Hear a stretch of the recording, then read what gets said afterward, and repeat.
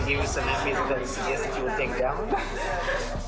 In the first series of The Lobby, Al-Jazeera's investigative unit exposed the role of pro-Israel operatives in Britain. The headlines at 11 o'clock. Israel's ambassador to the UK has apologised after a senior diplomat was caught on camera saying he wanted to take down the Foreign Office Minister, Sir Alan Duncan. Sir Alan Duncan, who's a strong critic of Jewish settlements. An undercover reporter for Al Jazeera doing an investigation into Britain's relationship with Israel. This investigation exposes a covert Israeli campaign to influence British policy. The investigation led to the resignation of Shai Massot, a senior political officer at the Israeli embassy. Mr. Massot is also heard describing the Foreign Secretary Boris Johnson as an idiot. The diplomat in question no longer seems to be a functionary of the embassy in London. And so whatever he may exactly have been doing here, his cover can be said to have been well and truly blown. At the same time, Al Jazeera had been running a second undercover operation. Some of our reporters' covert filming was included in the first series of The Lobby. His identity became known. Tony had spent 5 months inside the pro-Israel lobby in the United States. He'd impressed colleagues with his understanding of the Middle East. You have the resourcefulness and the depth, to sort of think strategically about this, whereas most people aren't able to do that. A prominent Jewish online magazine described Tony as the perfect gentleman who became one of the town's best-liked Zionist activists. You did amazing work here. The guys don't stop talking about you. They still talk about you. Tony threw elaborate parties, and apparently anyone interested in telling a story about sinister Israeli influence in America's capital couldn't have asked for a better guest list.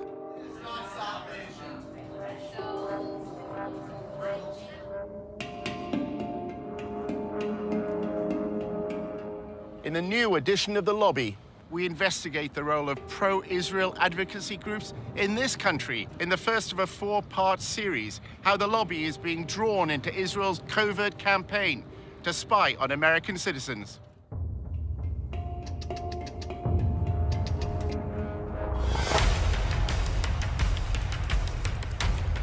Using an undercover reporter, Al Jazeera's investigative unit infiltrates one of the most powerful lobbies in the world. Getting $38 billion in security aid to Israel matters, which is what AIPAC is doing. We examine how the lobby, led by AIPAC, the American Israel Public Affairs Committee, has secured unwavering support in Congress. Congressmen don't do anything unless you pressure them. And the only way to do that is with money. What the lobby is all about is to make sure that Israel gets special treatment from the United States forever. But after occupying Palestinian lands for half a century, the pro-Israel lobby is facing a new challenge. We called for a full boycott of Israel, divesting from it, and eventually imposing sanctions on it to achieve UN-stipulated rights of the Palestinian people. A movement to boycott, divest, and impose sanctions on Israel, BDS, was formed on American campuses. Seems to be achieving its goals, threatens future American support for Israel. We believe in justice for all people. So that means the occupation has to end. Israel's Ministry of Strategic Affairs responded with a covert operation to defeat BDS. אתה צריך לעשות את זה עם הרבה מאוד עמימות. זה לא גוף צבאי היררכי שאם הרגנו את X, אז כל הגוף מתחתיו לא פועל. So the Israeli government leverages Jewish organizations in the diaspora. Absolutely. It's a psychological campaign involving spying and smears. You discredit the messenger as a way of discrediting the message. Just stay on message. And what is that message? BDS is a hate movement. While our reporter monitored pro-Israel groups, he was asked to go undercover for the lobby. You're going into enemy territory. It's not for everybody.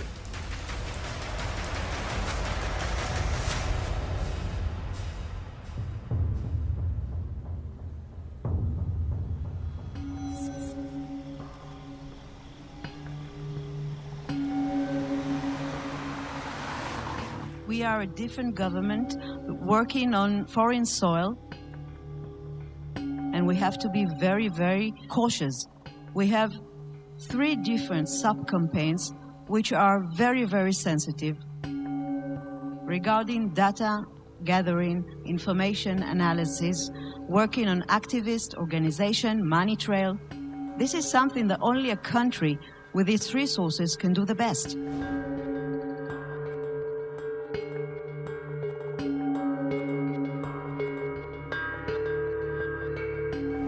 But if we want to win, we have to change our ways.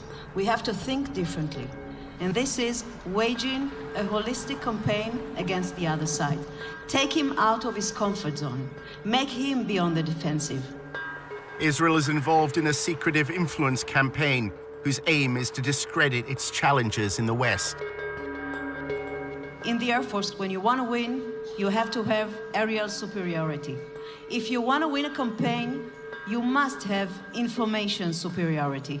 And this is exactly the added value Israel capabilities, technological and otherwise, we can bring to the game, and we are working on that very hard. In the United States, the lobby is working with Israel to spy on American citizens. We're giving them the data. For example, one day, Sima's deputy sending me a photo, just a photo in WhatsApp. It's written, boycott Israel on a billboard.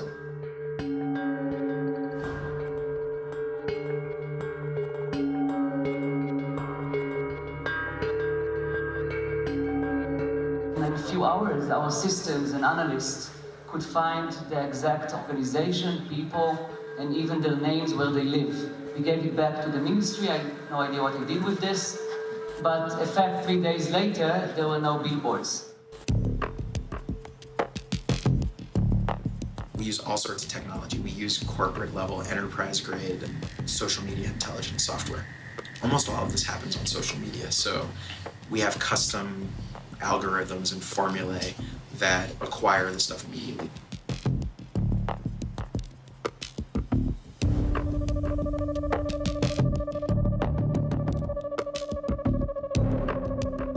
In terms of like information sharing, we did add the Ministry of Strategic Affairs to our operations and intelligence brief, which kind of goes back to how do we get information about what's going on in American college campuses.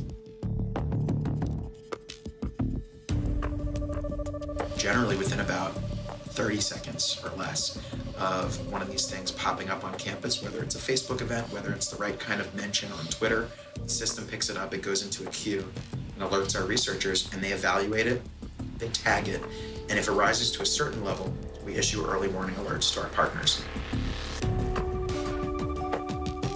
They operate through subterfuge, and they walk a very thin line between the legal and illegal in what they do in order to gather information and to smear their opponents and ultimately destroy them.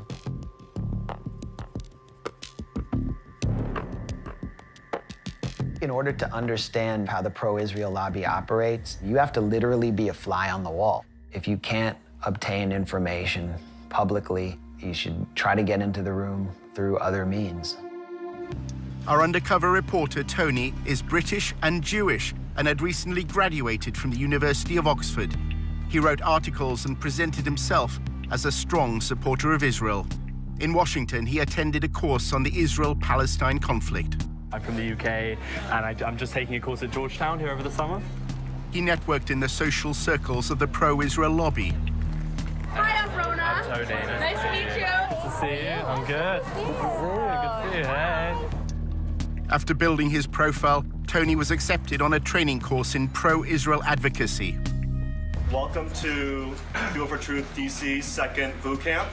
Congratulations, everyone, to being accepted. What we're going to do right now is just kind of like introduce ourselves. I'm Daniel. After undergrad, I served in the IDF and the paratroopers for 2 years and worked at AIPAC for a year. One session criticized the UN agency that provides aid for Palestinians. Children are taught in UNRWA Palestinian schools to hate Jews. Another lecture dealt with the international media. Confronting media bias. During the last war, a lot of times videos are circulating of bombed areas or victims, and a lot of it's from Syria, from Iraq 10 years ago, all this stuff. In role-play workshops, they were instructed how to respond to criticism of Israel. Can I have a volunteer? The apartheid walls cutting off Palestine. Boycott Israel. Divest from Israel. Sanction companies that do business with Israel. it's kind of odd that you call it a wall, given that like 90% of it is a fence. This is a photo. I see a wall. Why can't Israel do more to help, Tony? Our undercover reporter played the role of pro-Israel advocate. Israel's doing a lot to help the Palestinians. I say actually Israel is doing all the best that they can, but you know, it's a tough situation. The people, businesses in Gaza can't freely send their trucks into Israel to sell their goods. I think you'll find that that's actually a misconception. They do allow their trucks, and what they don't allow is dangerous material. Okay, stop. After the course, Tony was accepted as a volunteer at a pro-Israel communications group called the Israel Project. It's Tony Kleinfeld. Kleinfeld. Like Seinfeld, but with a K. The Israel Project, known as TIP, describes itself on its promotional videos as a strategic communications group. At TIP, we believe we've found the answer. Israel's enemies have left the battlefield of the Middle East and are now fighting on the battlefield of public opinion. What you have with regard to the United States and Israel is a special relationship that is unprecedented in recorded history. Not simply that the United States gives Israel a tremendous amount of economic aid and diplomatic protection, it gives that aid and protection no matter what, right? It's not conditional. And the Israel Project will go to enormous lengths to achieve that end.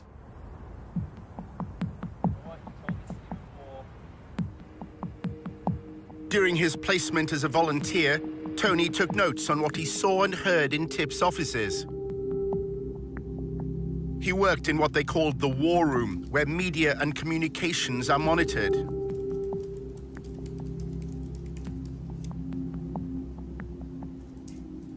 Staff described having contacts at numerous media organizations.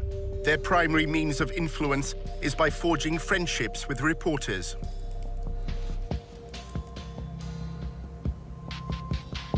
One employee claimed that during talks on the nuclear deal with Iran, TIP applied pressure on the Associated Press news agency to change a headline.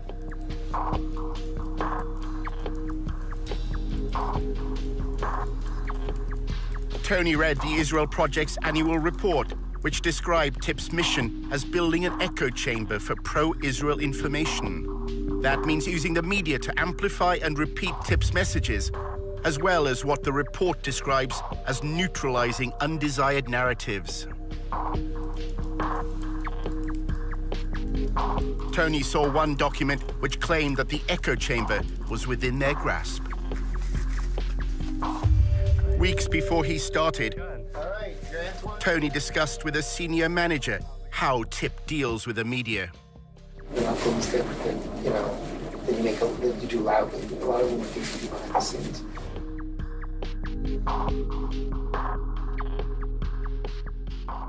You can get a lot more done by making questions get asked by journalists. And if you create it from multiple directions at the same time through multiple journalists, then you create a kind of sense of crisis. We develop relationships, a lot of alcohol, to get them to trust us. The basically messaging on the following BDS means essentially kind of a hate group targeting Israel. They're anti-peace.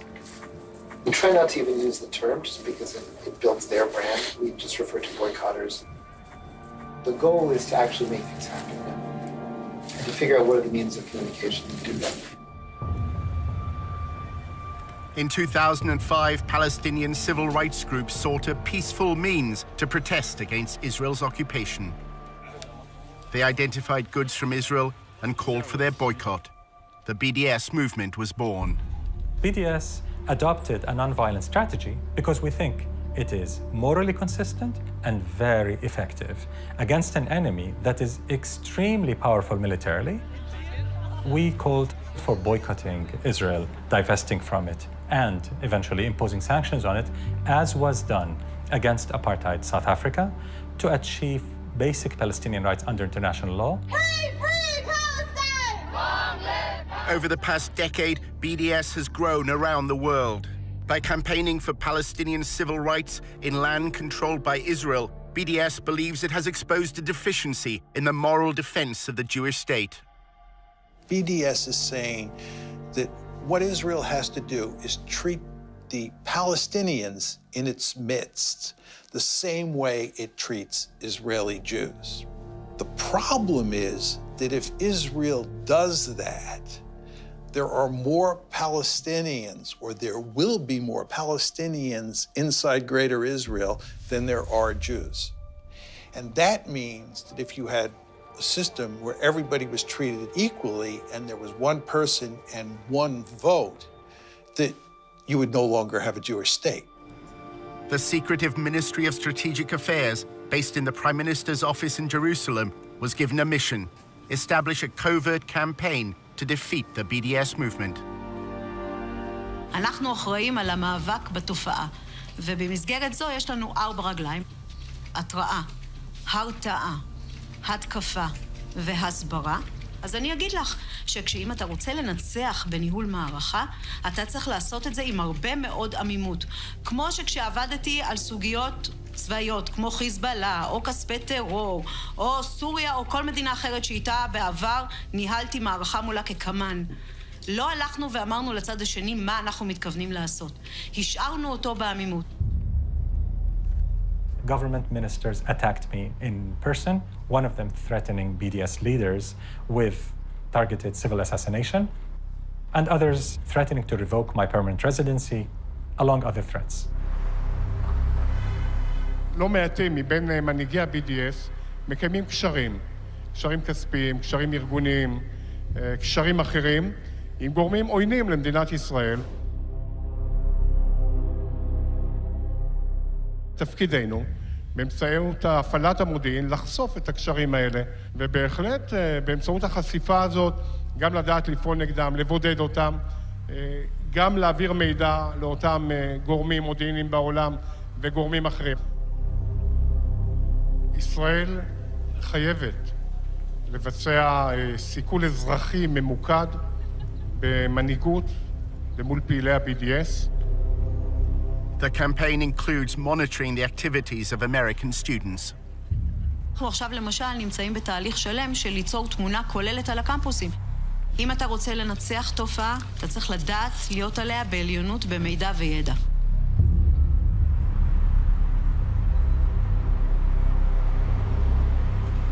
Our investigation into the role of the Israeli state at US campuses led Tony to an employee at the embassy in Washington.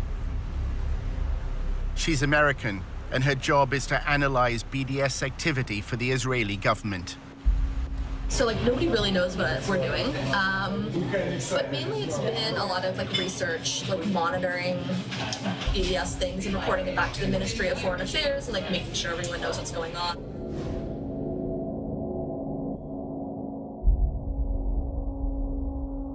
They need a lot of research done and stuff like that.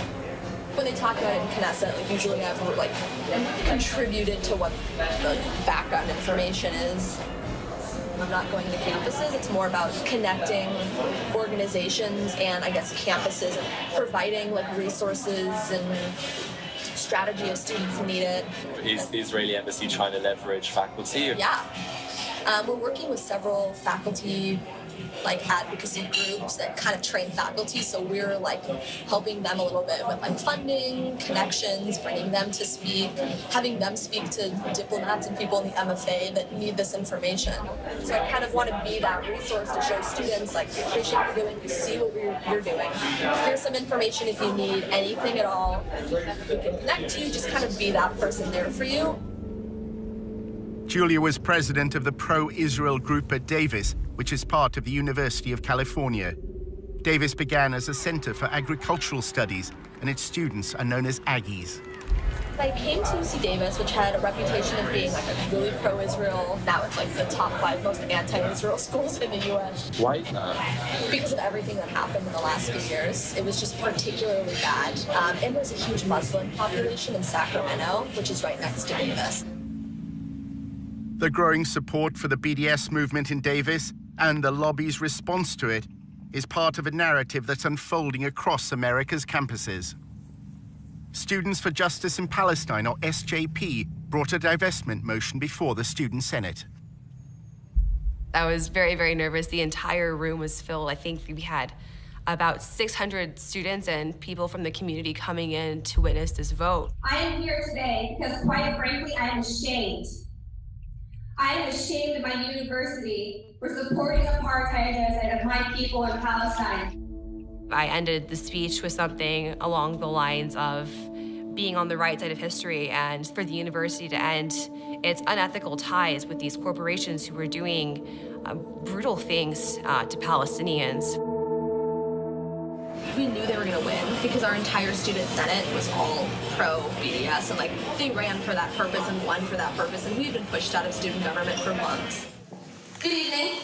My name is Julia Rivkin, and I'm the president of Aggies for Israel. Students streamed the hearing online. The pro-Israel group also filmed it with another purpose in mind. Their videos would play a key part in the story that was to unfold in the days ahead. I was waiting to see what she would say. I was waiting for a blow to come my way, and that blow sure came. We have been ignored and disrespected year after year, but we have never been silenced. We are a beacon of peace and inclusion on a campus plagued by anti-Semitism. The talking points were that the resolution was anti-Semitic, that it was divisive. If it's divisive in the fact that you either support human rights or you don't, then so be it. The intolerance that spawned this resolution is the same kind of intolerance that has spawned anti-Semitic movements throughout history. The entire thing looked very rehearsed, very, very aggressive, almost comically so. Julia and her pro-Israel allies had already decided that they didn't want a debate. At 4 a.m. the night before, me and my team were like, "You're gonna lead the walkout," and I was like, "Okay." And they're like, "We're gonna film it just for our own purposes." I was like, "Totally cool." So when everything was happening, we went into it knowing we were going to lose. So our strategy was how to ultimately win while losing the vote. This is our victory. And we who are victorious need not legitimize the words spoken in this empty hearing. So if you are here tonight in opposition to this resolution, I invite you now to stand up. Really, stand up.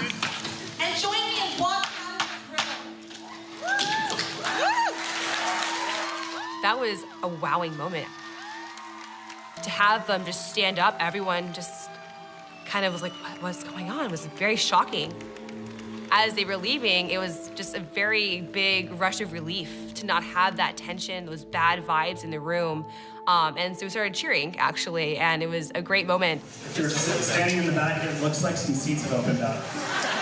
But the passing of the BDS motion proved to be just the beginning of a bigger story.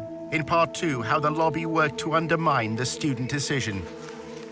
Those swastikas, who did that? We don't even know.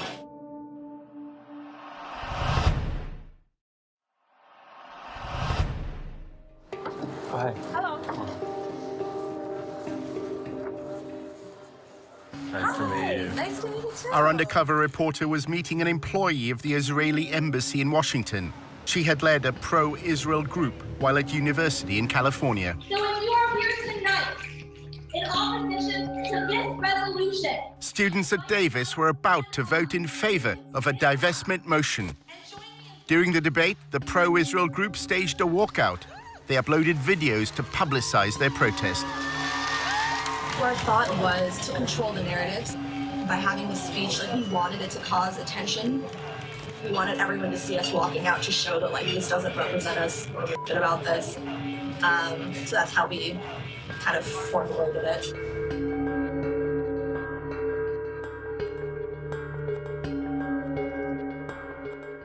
That day, all of us released 50 op-eds in major news sources so that when people made a hashtag and a whole thing trending, so when people opened their Facebooks, it wouldn't be them celebrating their victory, it would be us sharing our stories. Once it blew up, then random people, like the Huffington Post, contacted me and was like, "Do you have anything to say?" And I was like, "Conveniently, I wrote an op-ed 2 weeks ago just in case."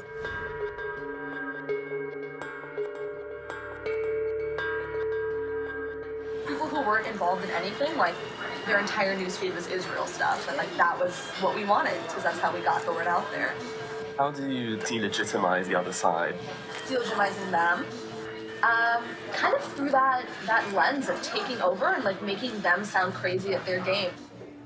The student senator who's Muslim made a Facebook status saying like Israel will fall, like Sharia law is taking over Davis, like we love Hamas, like that kind of status. So that happened. We had been called terrorists and told that we were Hamas sympathizers, that we want to bring Sharia law to campus and things like that. Hi everyone, my name is Azka Fayaz. I'm a second-year political science major. Azka Fayaz was a committed BDS activist and claims that pro-Israel students repeatedly tried to link her to political violence. They just came up to me and said, "You're a terrorist. Are you a terrorist? You're going to bring, terrorism to the student government," and things of that nature. And vote smart. I know her. It was ironic. She was directly making a joke of that. When I saw it, though, given the climate at the time, I did grow concern.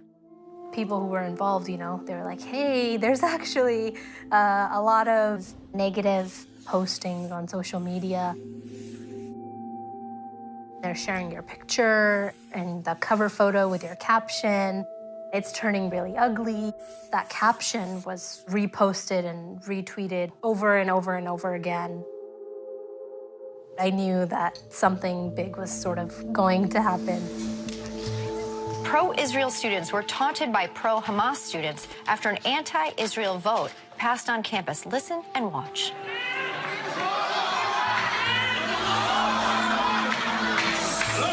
And right after the vote passed, a student senator posted this on Facebook. Hamas and Sharia law have taken over UC Davis, BRB crying over the resilience. I don't have the capacity to bring Sharia law to the University of California, Davis. I don't think any of us really do have the capacity. They wanted to try to make me look as evil and violent as possible. How can we use their words out of context in such a way that their victory doesn't seem so victorious anymore? Conveniently, like the divestment video just happened to do that. Like when they all started shouting Allahu Akbar as we were leaving, like that was really nice for us in a way because like we caught them just, doing what they're doing. And then it like went viral on YouTube. Anger and tension running high at the University of California Davis campus. What you just saw played out late last week as the Student Government Association voted on a resolution to boycott the Jewish state of Israel. They kept showing it over and over again. And then they just said that the Muslim students forced the pro-Israel students to leave the room.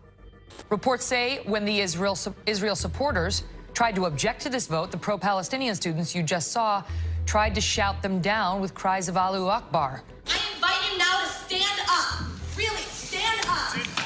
And join me in walking out of the room. Of course, we know that they left willingly, and they stated that they were going to walk out of the room. It's incredible to hear Allahu Akbar shouted in the middle of this university. And what does that represent, Megan? The subjugation of women, the torture of homosexuals, the torture of Christians, the crucifixion of Christians. That's what it has come to represent, and that's what they're shouting. The pro-BDS activists at UC Davis then faced another crisis. 2 days after a resolution passed, unfortunately, someone defamed the Jewish frat house and had painted swastikas all over it. Outrageous, just not acceptable behavior at all. What was upsetting to us, however, was they had the media there right away. Disturbing discovery for a UC Davis student. Jewish students found swastikas painted on their fraternity house in Davis. These swastikas were discovered that morning, and around 10 a.m., my best guess, and I believe the news media were there by 11. Pro-Israel students say they feared recent events would lead to this. This week has been sort of a bad week to be Jewish on campus. After years of heated meetings, a student body passed a resolution Thursday urging UC Davis to end any affiliation with companies that support Israel. So this is not out of the blue. We're pretty sure this is directly related. Who were they finger pointing at but us? Us who were still on this high of finally getting this resolution passed, still in high spirits, just crushed us. Roseanne Barr tweeted, all the Jews should leave Davis and the rest of the school should be nuked. It was a crazy time. A general flooding of Islamophobia by the media. And I was dealing with like news outlets and media, and it was like the day after there was some swastikas on campus, and it was like it all blew up and became a full-time job. Those swastikas, like who did them? We don't even know. I think it's just some like random like white supremacist type people who just came, did it, and left. We don't think it was students. That's pretty surprising because it was very clear from their behavior towards us and their attitudes towards us that we had done some heinous crime to them and that we deserved to pay for it.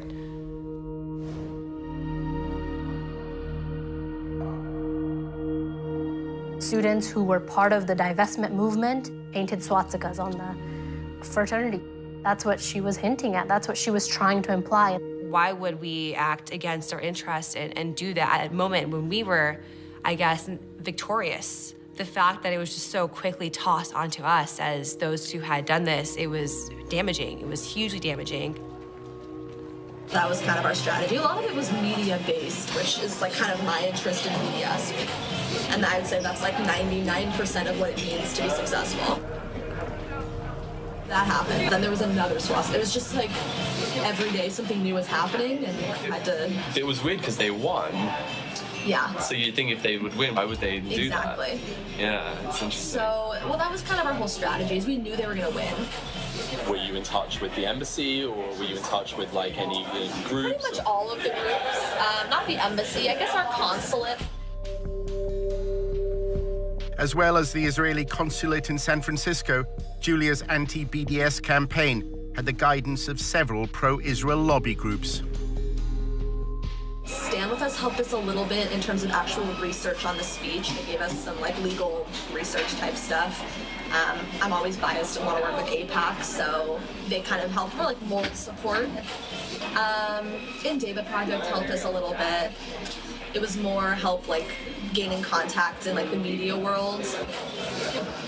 I guess we needed money to pay for somebody to film the speech. Like we had a Davis Faculty for Israel group, and like they were hugely helpful to us. They would, you know, because some of them were retired lawyers, so they'd write legal documents for us. They knew the administration, they were tenured, they had pull. Despite the passing of the BDS motion, the governors of the university known as regents are under no obligation to abide by the students' vote. As for that resolution to boycott Israel, well, UC Regents issued a statement saying they will not even entertain the idea. After looking back on everything, I feel a little creepy because of what happened after the vote. People that were affiliated with the group just were smeared and had to deal with these very personal crises of the world calling us terrorists and the world thinking that we were this spiteful hate group.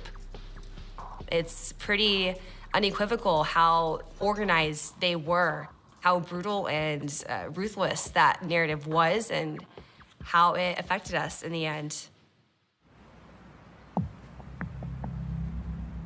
Back in Washington, our undercover reporter was attending the annual conference of the Israeli-American Council.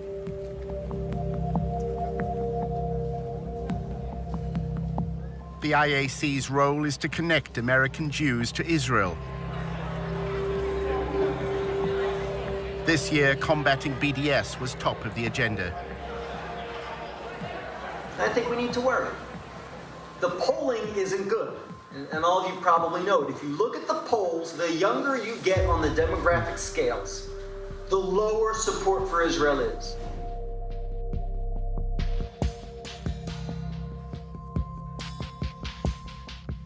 It seems to be achieving its goals, and I think it threatens future American support for Israel. Younger people are leaving college less sympathetic to Israel than when they entered. The lobby hope that a new partnership with Israel's Ministry of Strategic Affairs will become a game changer in the fight against BDS. For years, we are trying to defeat the BDS and the delegitimization movement. We are all on the defensive, and I think we should move to the offensive.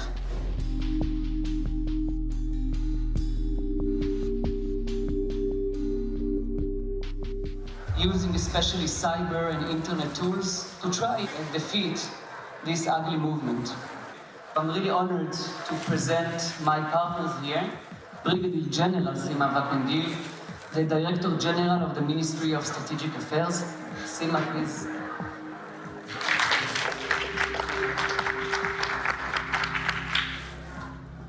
The fact that the Israeli government decided to be a key player means a lot, because we can bring things that usually are not existing in NGOs or civilian entities that are now enrolled in this theme.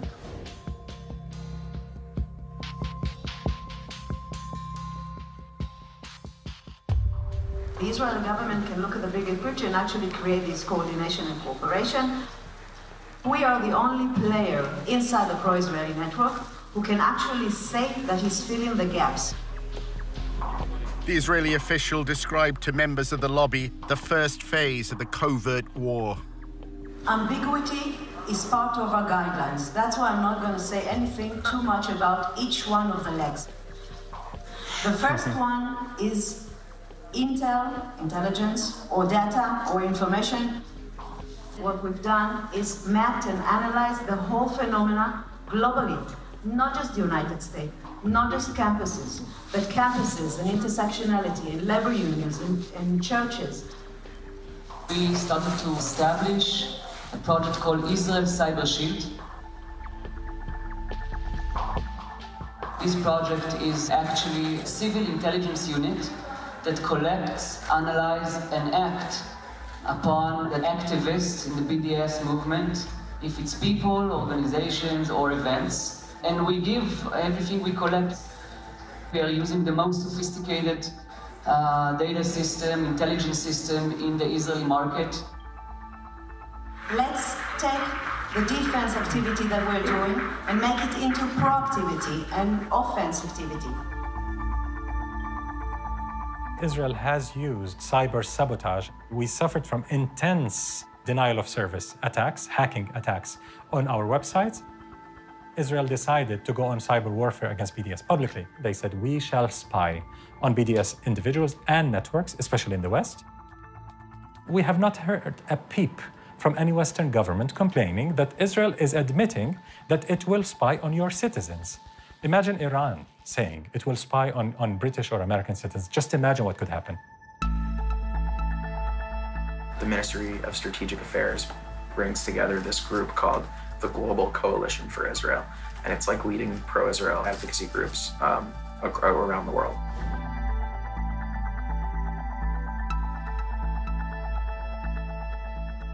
My view and the view of Israel's Ministry of Strategic Affairs, which we coordinate with sometimes, we communicate with sometimes, is like Europe is lost and it's basically over. And like they're turning a lot of attention now to the US because they feel we're on your path.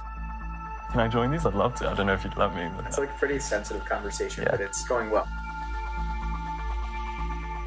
If China was doing this, if Iran was doing it, if Russia was doing it, there would be uproar. You would have Congress going after them, you would have hearings, you would have prosecutions. The question is, how does Israel get away with this? It's modeled on General Stanley McChrystal's counterinsurgency strategy in Iraq. We've copied a lot from that strategy that has been working really well for us, actually. And one of the pieces is this operations and intelligence brief. We're using social media intelligence, a tool called Radian 6. We're phasing that out over the next year, and we're bringing on more sophisticated technology that was developed in Israel. An American should not be spied on by a foreign government that is able to access all this information and possibly undermine their ability to exercise their democratic rights in this country. So we're not dealing with amateurs. This is not an amateur work. We're dealing with a government that have a ministry at a ministerial level engaged in the systematic targeting of activists outside of its sovereign borders. The only way it's going to stop is if somebody in the government points out this is illegal and we're not going to tolerate it. And if we do tolerate it, other countries are going to do it as well. There's a company called Census, S-E-N-S-U-S. It's like very pricey though, We had to raise like hundreds of thousands of dollars just for it. It's gonna increase our discovery rate. We're discovering just about everything we need.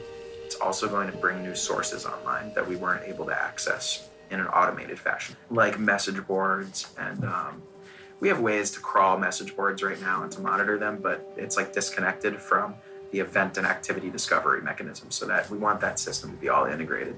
So we just signed the contract yesterday for them to start that work. They actually already started it. Good friends in Israel that are helping us with that. You would think that since the United States has this special relationship with Israel and gives it so much largesse and protects it diplomatically at every turn and gives this assistance unconditionally, that the Israelis would do less spying here than other countries do. But on the contrary, what we see is that the Israelis are probably at the top of the list when it comes to foreign countries spying inside the United States. Our investigation into Israel's covert war against BDS led Tony back to Julia Rifkind. She's American, and her full-time job at the Israeli embassy is monitoring BDS. She summed up a typical day at the office. Gathering intel and reporting back to Israel. That's a lot of what I do, is report back to the Ministry of Foreign Affairs, Ministry of Strategic Affairs, and make sure they have the right information. It's in Knesset of what's going on here. So that's why I do a lot of reporting. I talk to people from tons of organizations, just trying to get the information that I could to report back and kind of just talk through some of the issues with those people, see what their plan was, tell them maybe some ideas we've had, give them our support, the behind the scenes way. Wow, it just looks like the state of Israel is employing little spies, and you can't take a breath without Israel hearing about it. Julia spoke about her former days as a student. While at UC Davis, she was also an activist with AIPAC. The training she received from the most powerful arm of the pro-Israel lobby left its mark. I can immediately tell when meeting with somebody where they were trained. Like the way that I talk about stuff, obviously I'm an AIPAC training campus activist, the way they call it. So I can tell when somebody's on Stand With Us or David Project or ICC or Hasbara, Canberra, ZOA, I kind of tell. She's been trained really well. She follows the commands that she has been given by these Israeli organizations, and she follows it really well. I pretty much, all of my friends work at AIPAC, all of them. So whenever we have events at the embassy, and there's oh, we should invite AIPAC people, it's a joke that obviously I'm gonna be the one to write all the emails down. So whenever they're we have to submit names of lists for events, mine's 15 names and 14 of them are AIPAC. AIPAC encourages the students it trains to conceal any affiliation. When you're lobbying on behalf of AIPAC, you don't say AIPAC. You say I'm a pro-Israel student from UC Davis. And when you're meeting with students on campus, I would never say I am the AIPAC campus rep. I say my name's Julia, I'm a pro-Israel student. You don't need the title, you don't need the organization. AIPAC's involvement in student council elections is also kept secret. AIPAC attracts the more political students who are more interested in lobbying. We had campaigns and stuff like that. We dealt with student elections, very behind the scenes. They actually were found to have put cameras in the rooms where there were meetings going on. I liked meeting outside where there are no rooms and there are no possible cameras under the chairs or wherever they may have put them. I have several weird Facebooks. I have my fake Facebook that I follow all the SJP accounts. I have some fake name. My name is Jay Bernard or something. So it just sounds like an old white guy, which is the plan. I joined all these groups. A lot of people haven't added me. I mainly just wanted to see on the newsfeed what kind of articles they were sharing, just to kind of see what their internal dialogue was. Every single event that I put on, you would have these pro-Israel groups coming out before our guests even got there with their cameras, videotaping. Julia has no contact with her handlers in Israel. She writes her intelligence briefs and awaits their instructions. I write write a report that I give to my boss, who translates it. It's really weird. We don't like talk to them on the phone or like email or whatever. There's like a special like server that's like really secure that I don't have access to because I'm an American. You have to have like clearance to access the server. It's called cables. It's not even necessarily in Hebrew. It's like literally cables. I've seen it. It looks really bizarre. So I write reports that my boss translates into the cables and sends them, and then they'll send something back, and then he'll translate it and tell me what I need to do. If she believes it's spying on activists to suppress a free speech movement, then, you know, peace be to her. And I hope she feels good sleeping at night being on that side of things. We're a group of student activists advocating for Palestinian human rights. And to think that we're so upsetting and threatening to a state is pretty awe-striking to me. Creepy, but also, I guess, makes me more proud of the work I did. It's nice kind of seeing what they're talking about. What do they say? They don't talk about like our side at all, which is disappointing because it would be like nice to do the drama. But it's mainly them sharing their like videos, their like AJ Plus videos on Al Jazeera. What do you think about Al Jazeera? It sucks because they have a lot of interesting like liberal videos, which I'm like, wow, like that's amazing to hear about that human rights issue, and hear about that like sexism situation or whatever. And they'll show like why Israel is a apartheid state. And you're like, like not anymore. So that's what's annoying is that it gets, you know, tied to all those causes. It's hard to be liberal.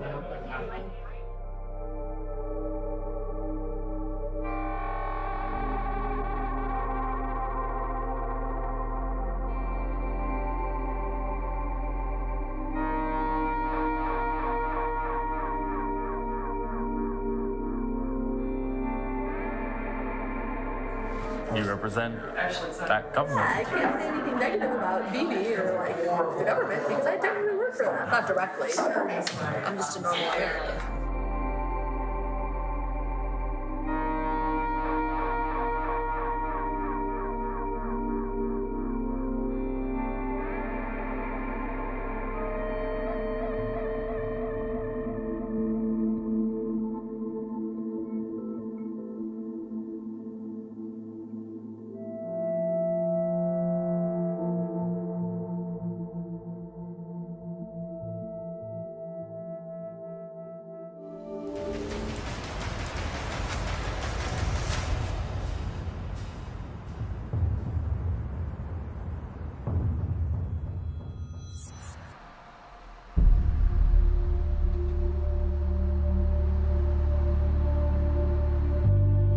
In Washington, Tony often socialized with younger members of the pro-Israel lobby.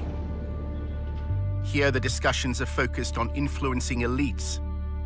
Recent graduates appear to no longer care about debates they had at university. We try and go through student government and pass bills. I mean, you know, looking back on it now, it's all it's total crap. BDS in general, obviously. But also, it's just, I don't know, it doesn't do anything. I mean, fighting back against it has no practical effect. What has a practical effect is getting Congress to give Israel military aid.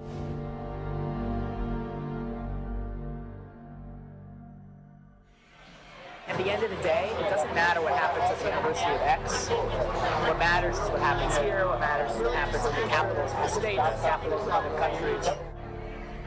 The pro-Israel lobby is keen to co-opt elites beyond America. At a party organized by AIPAC, Tony met an intern at a public relations firm whose clients include the United Arab Emirates. The lobby apparently has allies in the Arab world. The American Jewish Committee is running a study tour to, it's either Dubai or Abu Dhabi, and they're talking about mutual cooperation.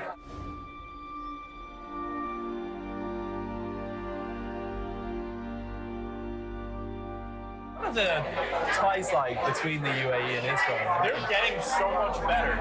Nobody knows. The governments have to coordinate on security. It's all under the table. They're on trade, security, tech, medicine. There's a lot of cooperation. Basically, where I see it's the GCC has all this under-the-table cooperation with Israel, and it's getting to the point where it's getting to the surface. Does the UAE have a stake in BDS? They do run all the time the argument of Palestinian suffering and occupation. They do kind of toe that line, but that's because they have to save face in the Arab League. They're literally just trying to cover their bases. Are they actually helping out BDS in any way? Benefit from Israeli tech, so they're not going to boycott them. Why would they? Tony's boss at the Israel Project used to work at AIPAC, where debate about Israel's actions or Palestinian rights were rarely prominent. Does the war of ideas matter? I don't know. I know that like getting $38 billion in security aid to Israel matters, which is what AIPAC just did. That's what I'm proud to have been a part of for so long.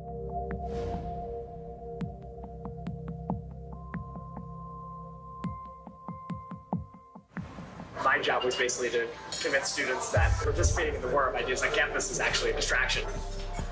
You can hold up signs and have rallies on campus, but the Congress gets $3.1 billion a year for Israel. Everything AIPAC does is focused on influencing Congress. Congress is where you have leverage, so you can't influence the President of the United States directly, but the Congress can. AIPAC is very interested in making sure that every representative and every senator toes the line on Israel. And it is highly effective in that regard. That's why it's considered to be synonymous in many people's heads with the lobby. AIPAC's website shows members of Congress attending its conferences and declaring their support for Israel. And on behalf of Congress, thank you for sending a clear and unequivocal message to the world that the United States stands with Israel now, tomorrow, and always. I reject the BDS movement, whether it be on campuses in France and London or right here in the United States of America. To get elected in the American political system, you need lots of money. What AIPAC does is it makes sure that money is funneled your way if you're seen as pro-Israel, and it'll go to significant lengths to make sure that you stay in office if you continue to be staunchly pro-Israel. May God bless Israel. May God bless the United States of America. May God bless you all. Thank you so much. Thank you. They have questionnaires. Anybody running for Congress is expected to fill out a questionnaire. And they evaluate the depth of your commitment to Israel on the basis of that questionnaire. Then you have an interview with local people. If you get AIPAC support, then more often than not, you're going to win. Jim Moran is a Democrat who represented a congressional district in Northern Virginia. You realize it's not just the money, it's the number of concerned activists. They'll send out postcards, they'll make phone calls, they'll organize. I mean, that's the democratic process. They understand the democratic process. We made sure that there were people in every single congressional district. And then you'd call them up and say, I'm calling from AIPAC in Washington. I did these calls. We hear that you're good friends with Congressman so-and-so. Oh my God, yes. We've been friends since elementary school. Well, what does he think about Israel? I never talked to him about Israel. Well, can I come down and talk to you and help you figure out a way to talk to him about Israel? No, just tell me. What should I say? I don't have to, I'll just tell him. Our undercover reporter wanted to learn more about how funding is secured for congressmen. Speaking of the devil. David Oakes, a prominent pro-Israel advocate, invited Tony to a fundraising event. Oakes later called him to discuss the details. Is it just a social event? No, hold on. I'm going to email you a list of the people that this group supports. This is the biggest ad hoc political group, and definitely the wealthiest in D.C. Hold on. Mark Kirk, the senator from Illinois. Ted Deutsch from Florida. Barbara Comstock, she's the congressman from Virginia. Richard Byrd, North Carolina. Kelly Ayotte, fantastic They'll walk in the room and they'll say everything here is off the record. And then they'll say, here's a little bit about me, and then people will ask very specific questions. The fundraiser was being held in a wealthy suburb of Washington. A big tech group. It makes a difference. It really, really does. It's the best bang for your bucks, and the networking is phenomenal. Congressmen and senators don't do anything unless you pressure them. They kick the can down the road unless you pressure them. And the only way to do that is with money. Right now, our current contribution limit from any person to a candidate is $2,700. Now, that's a lot of money, you know, and that can certainly buy some gratitude with the lawmaker. But if you really want to add punch to that type of buying of favors, what you do is you get 50 or 100 people together at an event like this, all chipping in $2,700, and then you bundle it all together and hand over the total amount to the lawmaker. At that point, we're talking anywhere up to $250,000. So suddenly you've got a group of people with the same demand they want from the lawmaker handing over $250,000. That buys a lawmaker. The fundraiser was for Anthony Brown, who ran for Congress in November 2016. This is direct spending. Brown's going to use that 30 grand to do ad campaigns. So they strategically pick the ones who are in the close reaches that they want to build relationships with. So we want the Jewish community to go face to face in a small environment, 50, 30, 40 people, and say, this is what's important to us. We wanted to make sure if we give you money that you're going to enforce the Iran deal.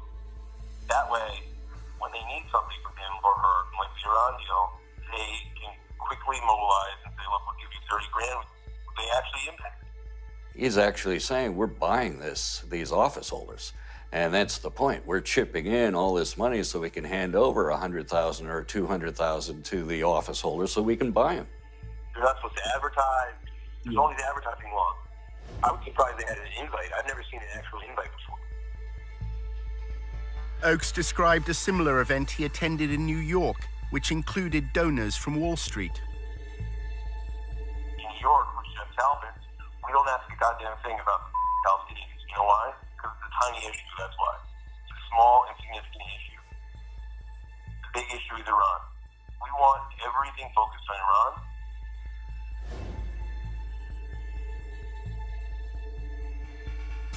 What happens is Jeff meets with the congressman in the back room, tells them exactly what his goals are. And by the way, Jeff Talpin is worth $250 million. Basically, they hand him an envelope with 20 credit cards and say, you can swipe each of these credit cards for $1,000 each. There is a disclosure law that is designed to highlight whether there may be potential money laundering going on in events like this. And that is if the funds are earmarked. And that means the organization has to disclose who showed up at that event and how much each individual chipped in and what they handed over to the lawmaker. What's the name of the group that puts this on? It doesn't have a name. There's no name. It's an ad hoc political group. For all the legal reasons, people pool their money. What this specific group is doing to try to avoid that disclosure requirement, it isn't taking money and then putting it in its own account and then handing it over to the office holder. It's just collecting credit card information and then turning that over directly to the candidate. Therefore, it's not violating the earmarking law, and they're not reporting this. All we would see on the campaign finance reports are the individuals who contributed, but there'd be no record on those campaign finance reports that they worked together as a bundling group, that they were all at this event. All we'd know is person A gave $2,700, person B gave $2,700, and we'd have no idea they're working in tandem with each other. The one in New York is 10 grand over 2 cycles. It's a minimum commitment. Some people give a lot more than that. Whatever your commitment is. So like if you give 5,000, you Jeff will ensure that we don't go over the 2,600. You know what I'm saying? If one is at a meeting where Person A wants to give $5,000, another person has only $100 to give, and that person gave $2,500 to the other person at that meeting as a gift, and they both therefore gave a total of $5,000, $5,100. Would that be illegal? That would be illegal. That would be laundering of campaign contributions. The limit applies to the individual. And so each individual is subject to that $2,700 limit. And if any individual goes over that limit, they are violating the contribution limit. They cannot legally do that by laundering money through other individuals. If you give $5,000, you have to ensure that I don't go over the $2,600. You know what I'm saying?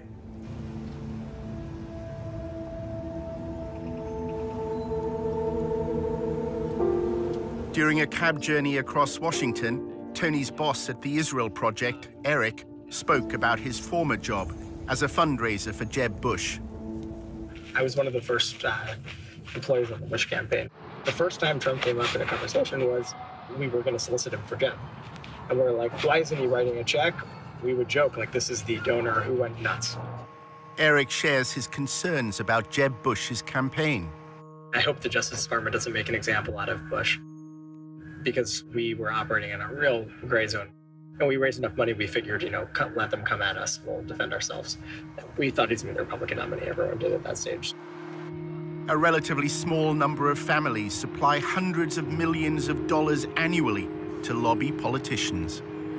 The 200 families whose giving constitutes 90% of all political giving are not giving because they want a government contract or because it's good for their business. They're doing it because they actually care. In my view, it's obscene how much money there is. One of the most effective uses of the lobby's funds occurs when Congress is on its break. Every year, they fly hundreds of members of Congress to Israel for these extended travel junkets that are really lavish. They're first-rate vacations. They'll rack up $20,000 or more for a vacation for a member of Congress. The member can bring along their spouse, and they have a great time. You are told that Israel continues to be under siege from hundreds of millions of its neighbors who are Muslim and who hate Israel, who hate Jewish people. You're told that Israel survives because of the United States and because of American politicians like you who support us. An attempt was made to change the law so that all expenses-paid trips would be considered a bribe. I drafted legislation to try to reform the whole profession of lobbying to get rid of free travel and gifts from lobbyists. The Honest Leadership and Open Government Act of 2007 significantly enhanced the travel restrictions that if you're an organization that employs a lobbyist, you can only provide a one-day trip for a member of Congress. Then AIPAC exerted its influence. There was a major loophole written into the travel restriction that was essentially engineered by AIPAC, and this loophole is widely known as the AIPAC loophole. The clause excluded educational trips organized by a charity that didn't hire lobbyists. AIPAC happened to be affiliated to such a charity. It doesn't have an office, it doesn't have any employees, it's just a tax form that they filed. Gifts of dinner, gifts of wonderful resorts to stay at, gifts of entertainment, all of which is packed up into one of these trips, is a very, very effective tool at influence peddling. Most of our donors were like nudniks, like schleppers. The quality is starting to improve. We're attracting more impressive people. Until recently, the people we're attracting, is the guy who's wealthy, gives away $25,000 a year, $10,000 is to us, and this is his hobby and full-time job, and he won't shut the up or stop calling. We're finally starting to expand into the class of donors that AIPAC has, which is like the more elite, easier to work with, smart, strategic, writing big checks kind of money. It takes just as much time to get a $10,000 check from someone as it does getting $500,000. The money raised by AIPAC doesn't just fund congressmen who support their goals.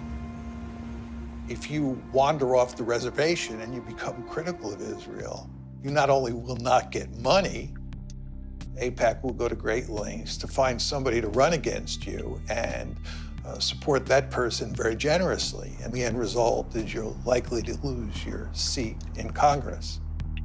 They threaten.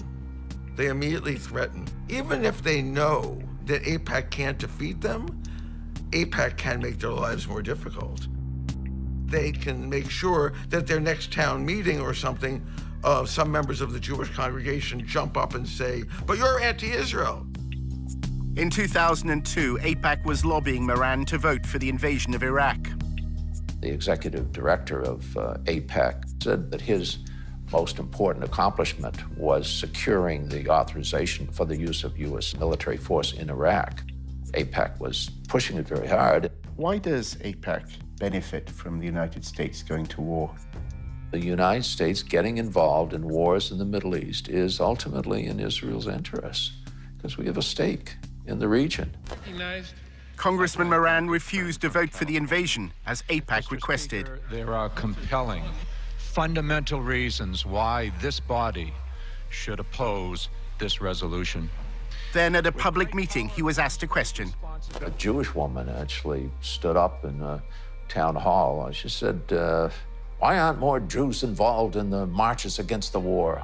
I said, if the leaders of the Jewish community were opposed to the war, I think that would make a difference.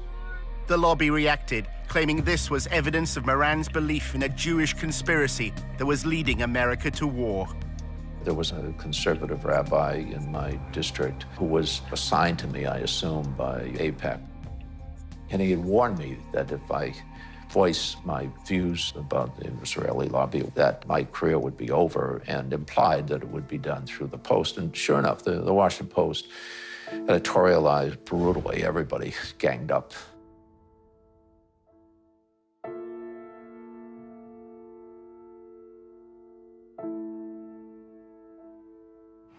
So what are the main outlets that TIP work with? Washington Post is the biggest one. Okay. Isn't that like just down there or something? Yeah, it's actually that building. Moran claims the Washington Post's editorial board has a close relationship with AIPAC.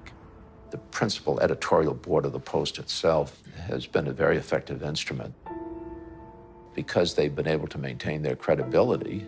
And it's a great paper in every other way, but because they have such credibility, they're extremely effective. Everyone knew he wasn't anti-Semitic. Anti-Semitism has come to mean anti-Israel. The AIPAC crowd doesn't really care very much about whether or not a person likes Jews or wants one to move next door. All they care about is what their position is on Israel. Both of my daughters married Jewish men. My grandchildren are Jewish. Anybody that considers me anti-Semite is ignorant.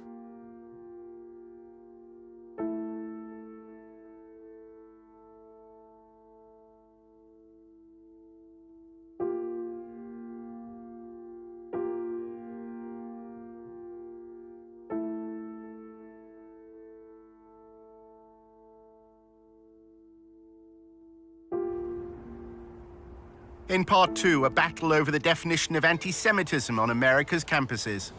There are those who claim, oh yeah, we're trying to stop anti-Semitism, but what they're actually trying to do is stop advocacy for Palestinian human rights.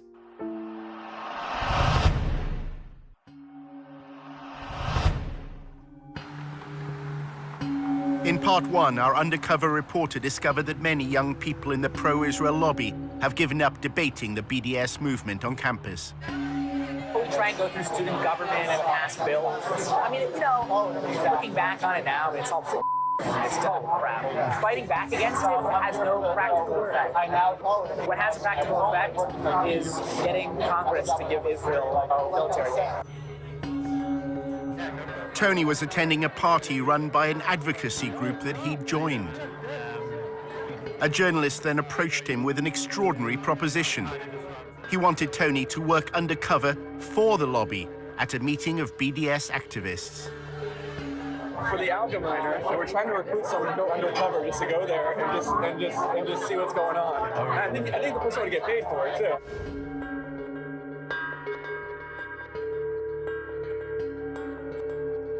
Someone's gonna sign up, do that profile, just kind of like see what's going on. Higher up, they sent me an email today that like, you know anyone who could do this?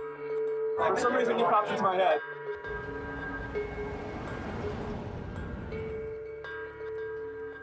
A few days later, a journalist from the Allgemeine contacted Tony. It would be undercover and has to be kept pretty quiet. We would like to have some recording device on your person. Any level of potential danger or, difficulty, violence or verbal assault, none of that concerns you or puts you off? No, because I think I'm pretty good at just being kind of zen in the face of verbal assaults. The Allgemeine claims to be the fastest growing Jewish newspaper in America. It pays particular attention to events on college campuses. We're working on a project now about ranking U.S. universities and colleges in terms of their anti-Semitic and anti-Israel activity. We have a campus bureau that monitors this sort of behavior and these incidents and these campaigns all day long, all week long. The Allgemeine often reports that anti-Semitism exists amongst pro-Palestinian student groups. The language that comes from those arenas move into that sphere of the new anti-Semitism, which is anti-Israelism. And that's a big focus at the Campus Bureau, looking at the blurring of those lines and where those boundaries have eroded. As journalists, right, exposure is the goal, exposing truth. In August 2016, a story in the Allgemeine caused waves in Washington's pro-Israel circles. The thing that I'm working on, you might have seen the news recently about a cesspool of anti-Semitism at the University of Tennessee.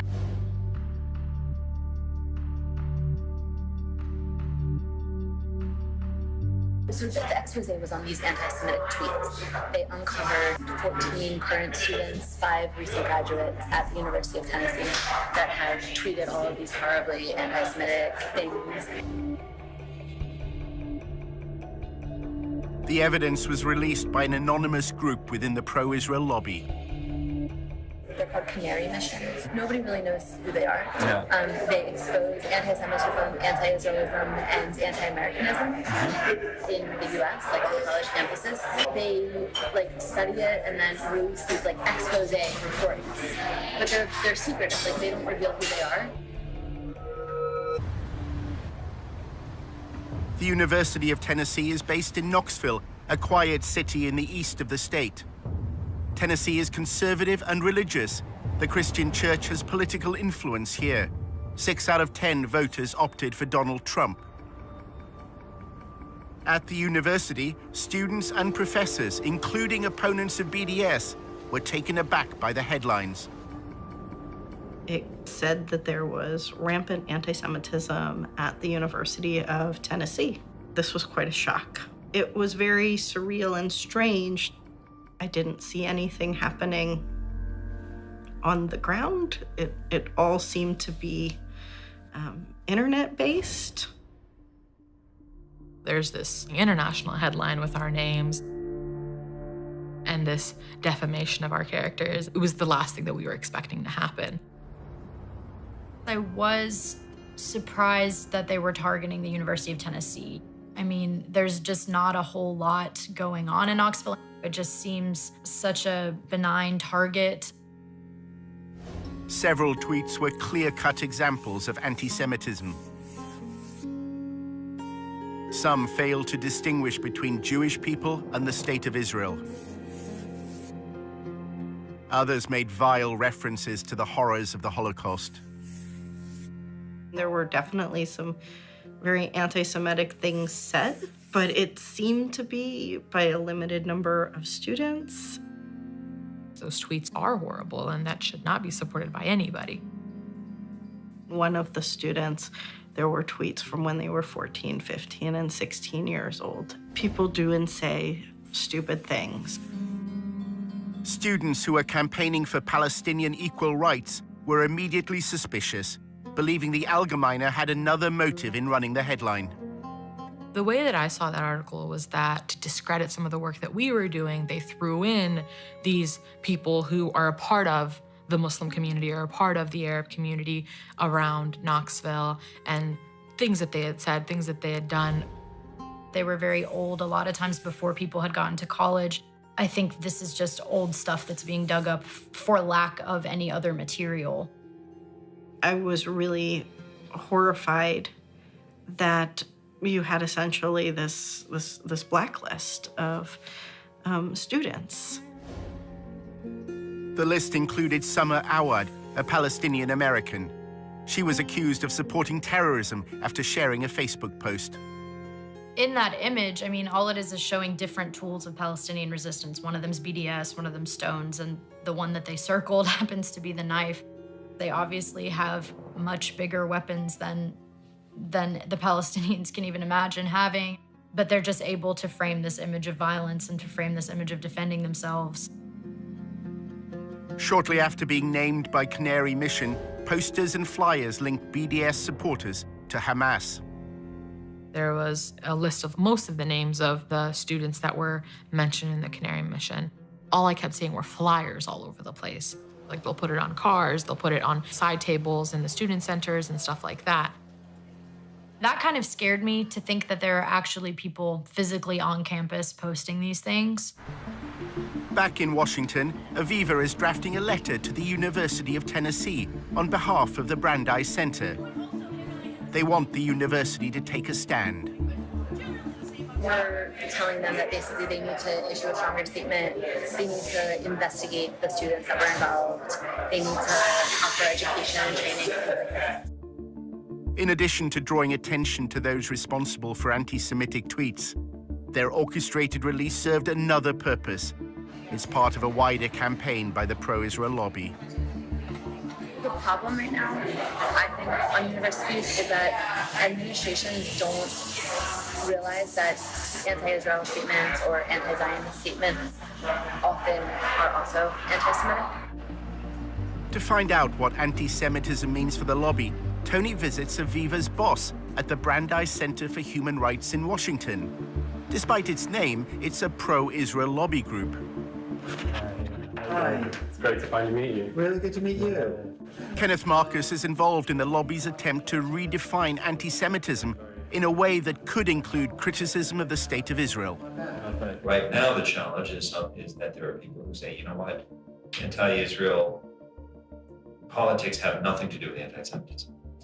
Well, you've got to show that they're not the same, but they're not entirely different either.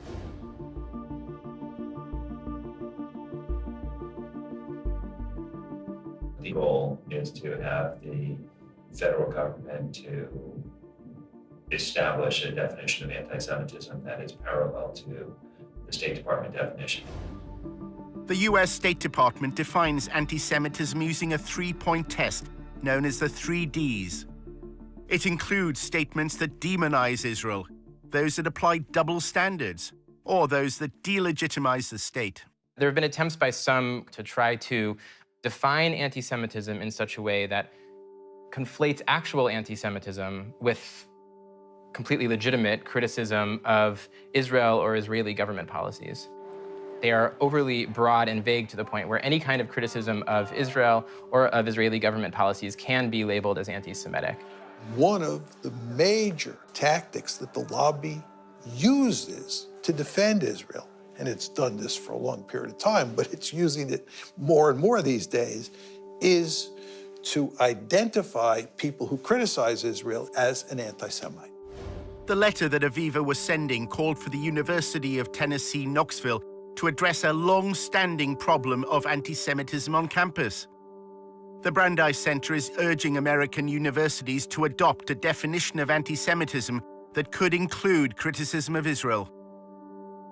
We are trying to get universities to adopt a uniform definition, whether it's the State Department's definition or a similar version of it, because then we think that the administrators would be able to understand anti-Semitism better and discipline students for hateful and discriminatory actions.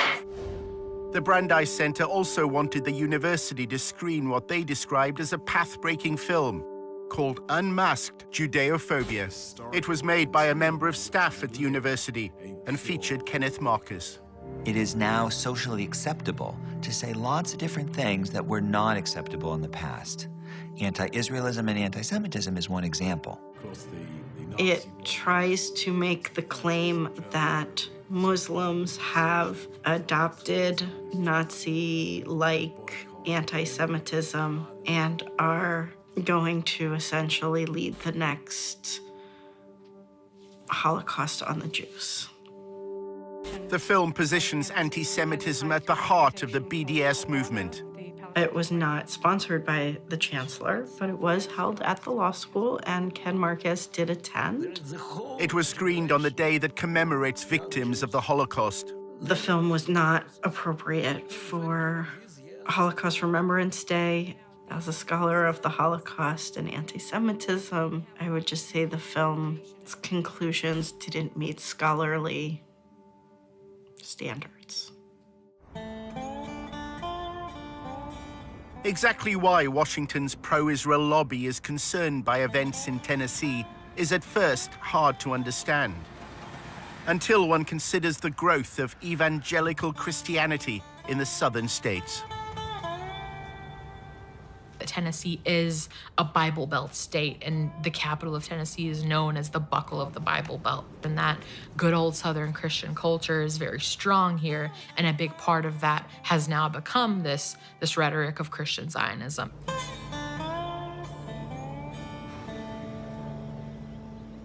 Satan hates Israel and the Jews because Israel's restoration initiated the last days of Bible prophecy. Christian Zionists believe that for the end of times to come, for Christ to return, it's necessary for Israel to control all of what was historically considered to be Israeli territory.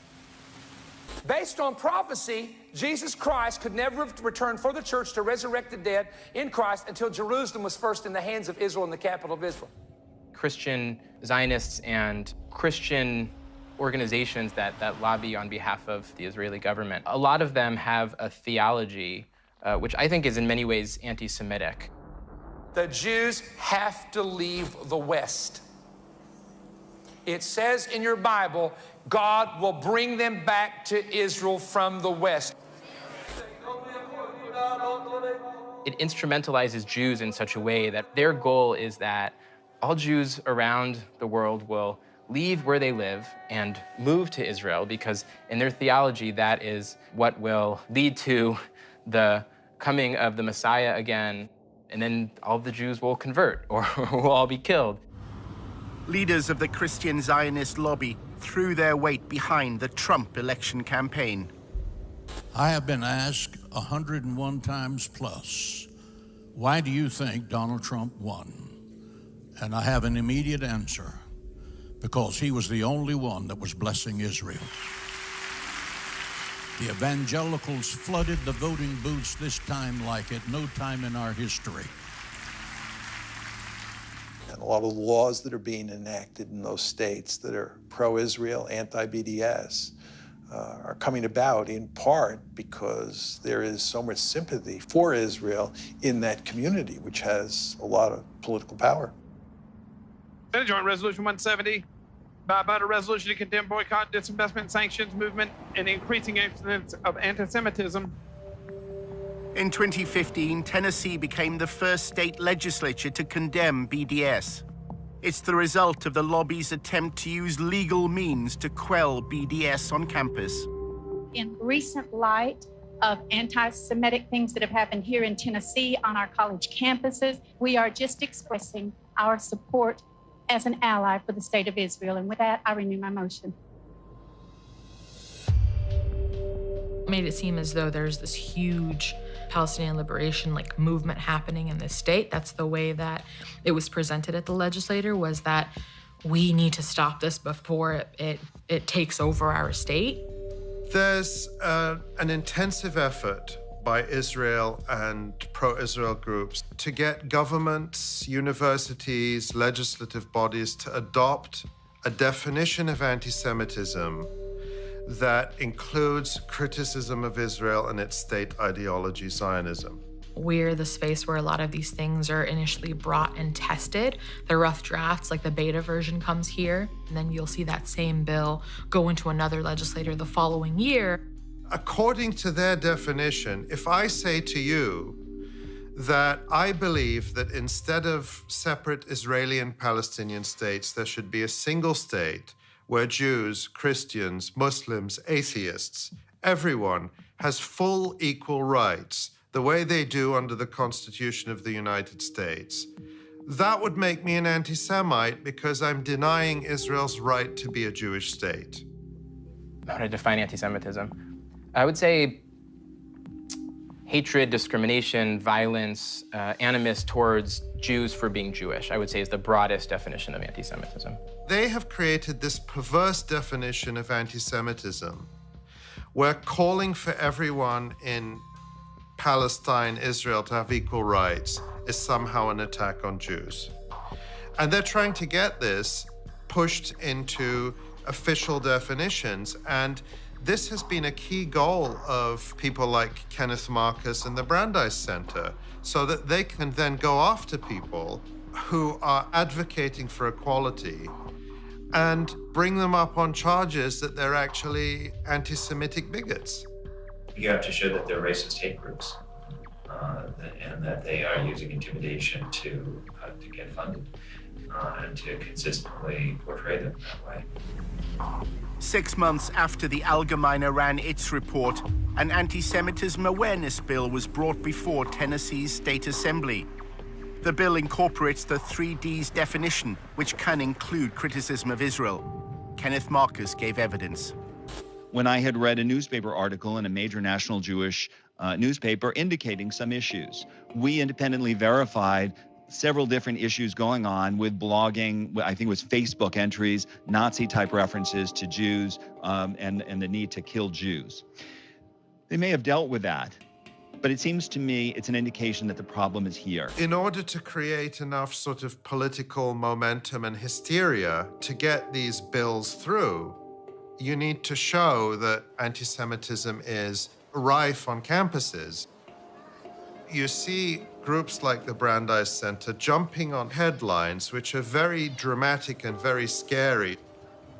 Incidents like the one that they claimed happened at the University of Tennessee are certainly helpful in a political sense if you're trying to push legislation like that through.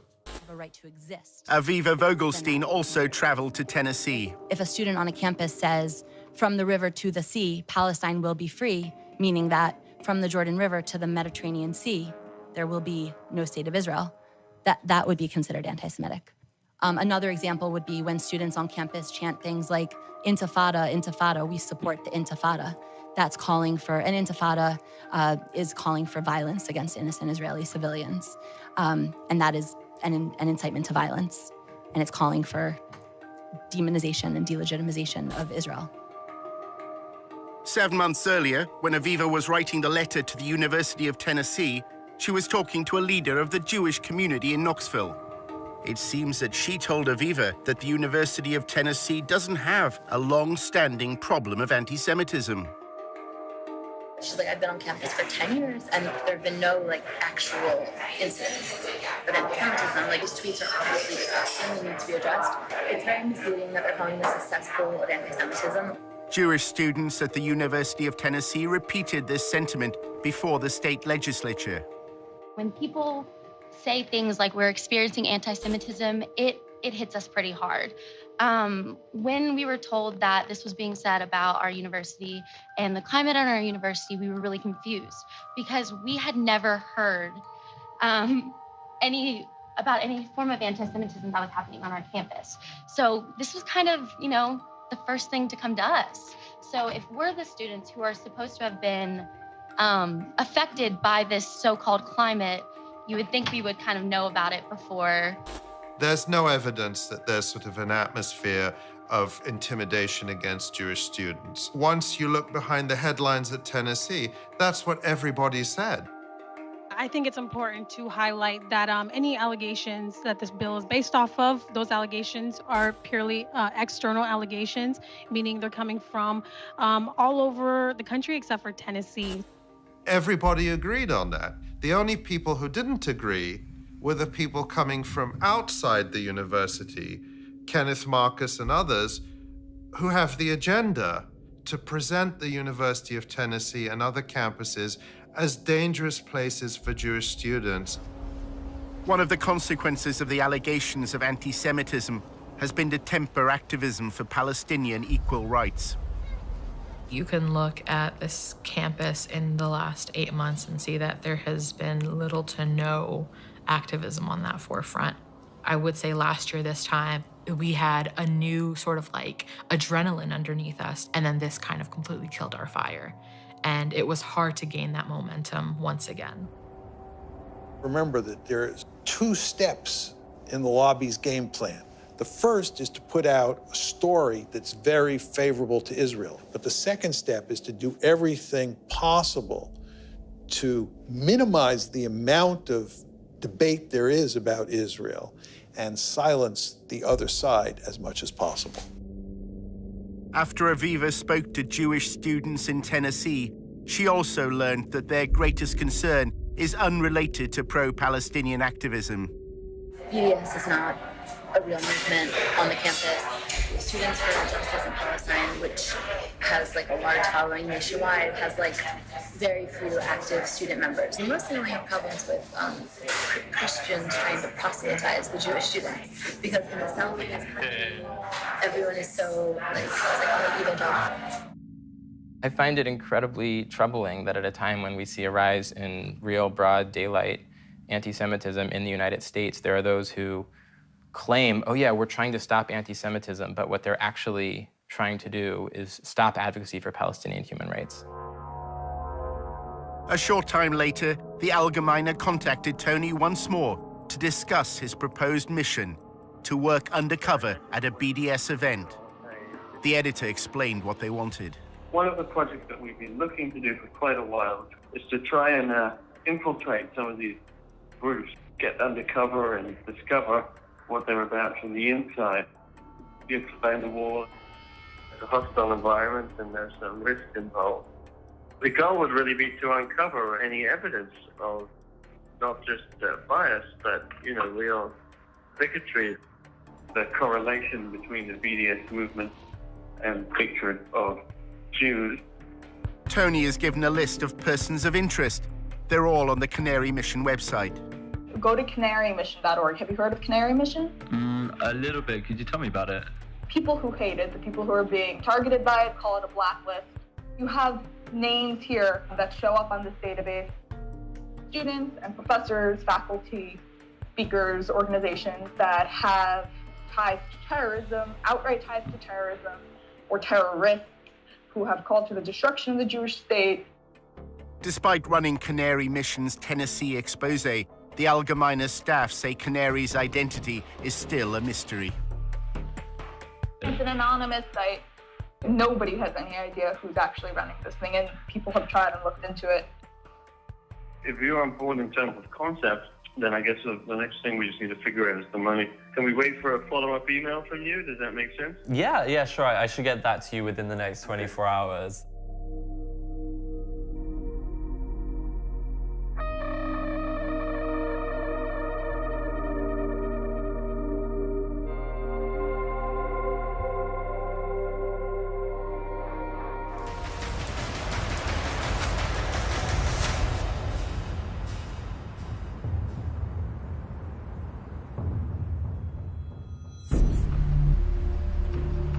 During his summer in Washington, Tony investigated how the lobby is responding to the growing support for BDS among students. AIPAC has an established network across high schools and universities and is also part of the wider campus coalition against BDS. I work with the DC school, so I can connect you to Georgetown, GW, American.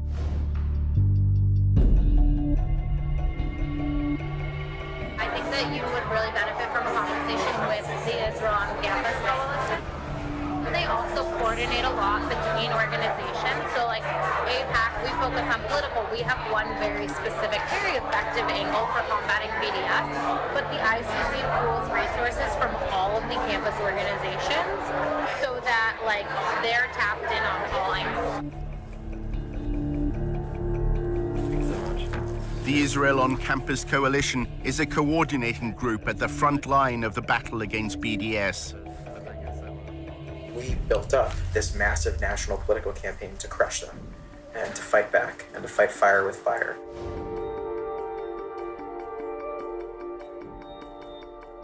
What we saw was a growing global movement to destroy Israel that was manifesting on American college campuses. It makes sense that they would try to poison the next generation. The one thing every member of Congress and president and ambassador and newspaper editor has in common is, by and large, they spent a little bit of time on a college campus, and probably those were formative years. The Israel on Campus Coalition is at the center of the lobby's response to BDS. There are about 100, maybe 120 now, professionals that are working for a dozen national ICC partner organizations, like AIPAC and Hasbara Fellowships and Stand With Us and Hillel and Chabad and API. Stand With Us and the ICC have a particularly close relationship.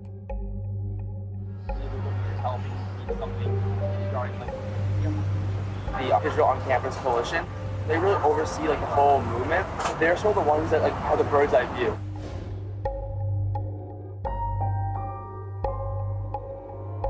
Let's just say like next week, a BDS resolution comes to campus. So the ICC will be the ones, they'll organize a conference call with all the partners. So they might say, okay, stand with us, we need a little bit more of your help because we need something regarding like what's like BDS resolution. The campus newspaper wants us to write like an op-ed, so you guys help with like the op-ed. So they'll sort of be the ones and they'll sort of be overseeing it. One of Tony's fellow researchers at the Israel Project had also worked with Stand With Us. One evening, Amanda told him how the work she'd been asked to do often made her feel uneasy. And stuff we produced and how it was like.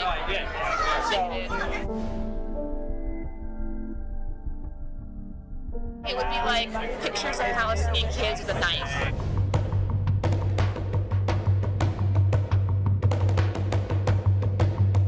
Those videos of like kids gonna like stab people and like we need to put this on Facebook and they have to make memes like and do like graphics about like that.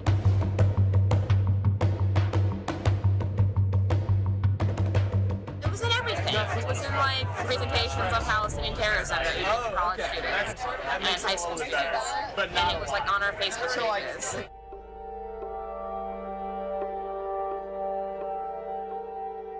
It's embarrassed to be associated with it. You told me about that guy who was like telling you to like use racist, like use. Yeah. Were they going to universities and using that kind of language? Or? Yeah, universities, articles, Facebook, everything.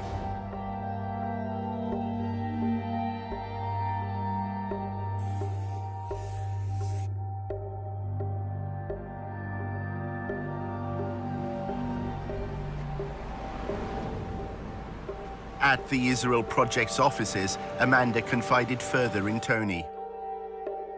Her boss at Stand With Us instructed her to call BDS a racist hate group as often as possible, she said, because it polls well. Stand With Us also had what she described as a covert group which would slander people as anti-Semites. It made her feel uncomfortable. Amanda recalled how Stand With Us was involved at her university. Students who criticized Israel's treatment of Palestinians were routinely accused of anti-Semitism. The pro-Israel side would say things like, it's anti-Semitic. Say things like, why are they targeting Israel and not other Arab countries? You know, like, look at all this bad stuff happening to other places. And, you know, and Israel is like a democracy. Like, they would just say all this stuff that was like so irrelevant. Do you think that there have been well-intentioned activists on American campuses who have found themselves in very difficult situations because these pro-Israel groups have tarnished them as anti-Semites? Oh, absolutely.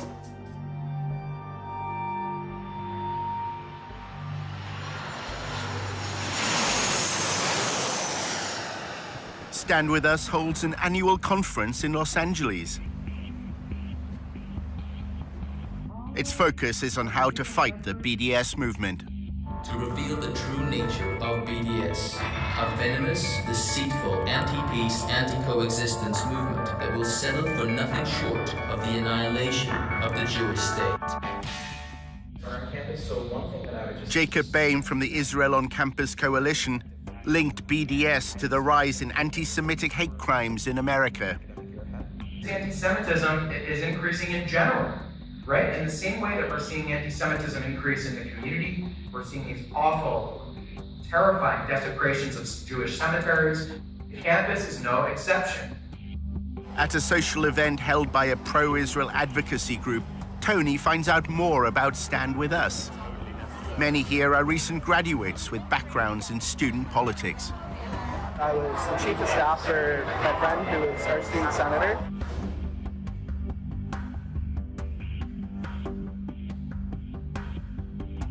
We had Stand With Us write some checks, but we didn't let them put their logo on it. It's just our names on the logo. We didn't want that association because on Berkeley campus, if you don't know, they hate Stand With Us. As well as working behind the scenes to provide funds, Stand With Us helps pro-Israel groups denounce students who support equal rights for Palestinians. We've used Stand With Us strategically on my campus to have them publish stuff when we wanted stuff published. One girl that was running for our student senate, her last name's Dick, Tamaya Dick. The summer of 2014, the Gaza bombings happened. There's a lot of activity in the Bay Area, a lot of protests. You hear like, intifada, intifada, intifada. So, and I asked them, and I was like, oh, what does that mean? When Samaya stood for the Student Senate at Berkeley, the Arabic word meaning uprising inspired her election slogan. My last name means faith and governance, a way of life. There was other hashtags, so it was like Din for the Win, Din Dynasty, and didn't really like them. So when I launched my campaign, it just seemed fitting to launch it with, hashtag Dintifada. She ran on the hashtag Dintifada as her Dintifada, her last name's Din, Samaya Din. And we're like, this isn't okay. Stand With Us and launched a social media assault on Samaya's campaign and her character. We had a campaign party, it was a launch party, and an hour later, I'm getting all these messages.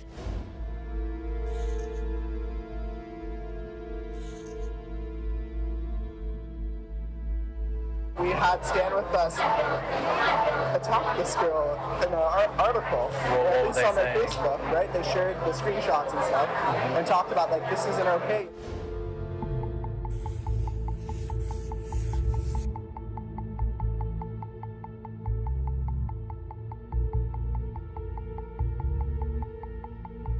The next day, Stand With Us completely took my campaign slogan out of context. It's just an Arabic word, meaning uprising. And they redefined it to then serve their own purpose. The redefinition to me was killing of all Jews.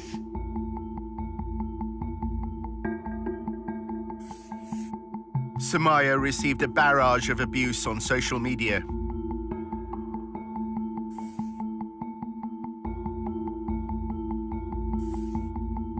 They called you a frustrated, sexually repressed woman. They said you were scum. They wanted to kick you out of the country.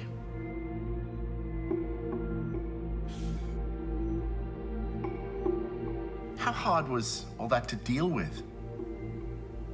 Yeah, I distanced myself from that. I would go out and I would be walking on campus. Everyone would be looking at me. I felt like I needed to hide. It took me 3 days. I didn't sleep. I was just like, what's going on? We don't want Stand With Us's name, on our name.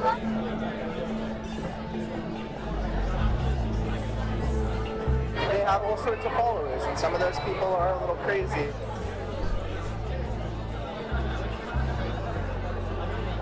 We have people that are saying, that person should die. This girl was getting death threats.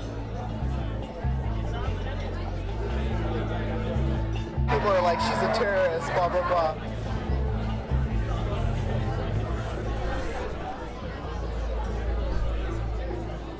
How involved are they on campus politics then? Even if it's money. They give money, but it's rare that they put their name on something because the leadership that I helped create on that campus is aware that it ruins relationships. At the Israel on Campus Coalition in Washington, Tony discovered that the lobby is deliberately adopting a clandestine approach on campuses. We should stand behind our work, not in front of it.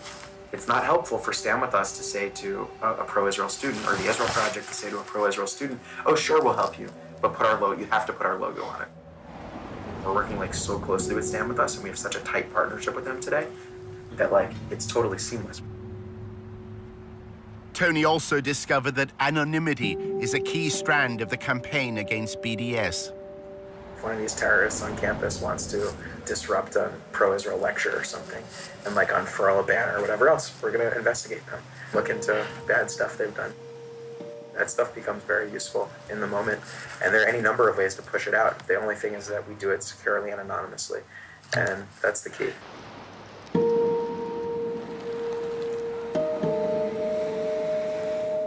It was a Sunday. I was in the kitchen. My partner was in the living room with my daughter. Came in with her laptop, and she said, "You've got to see this." Bill Mullen has been a campaigner for the BDS movement for years. His wife had been sent a link to a website containing a letter addressed to her. This letter purported to be by a former student who said that she had been sexually harassed by me, and she had found other students at Purdue who had had the same experience, and she was writing this letter to tell their story. With the anti-Israel people, what's most effective, what we found, at least in the last year, is you do the opposition research, put up some anonymous website, and then put up targeted Facebook ads. Within a very short time, within about 48 hours, we were able to establish that these multiple sites that we had found attacking me had been taken out almost at the same time, and that they were clearly the work of the same people. Every few hours, you drip out a new piece of the opposition research. It's psychological warfare. Drives them crazy. One of the accounts said that in the process of supposedly putting my hand on her, I'd invited her to a Palestine organizational meeting. And I thought, well, you're sort of putting your cards on the table there, whoever you are. We found out that a student at Purdue, who I work with, had also been targeted. A former activist with Students for Justice in Palestine agreed to speak only with her face concealed. It said that I would get drunk and go and have sex with multiple guys, and that's just a huge attack on my character and a massive lie. My parents were very upset. They immediately told me to quit my involvement with SJP. They either shut down or they spend time responding to it and investigating it, which is time they can't spend attacking Israel.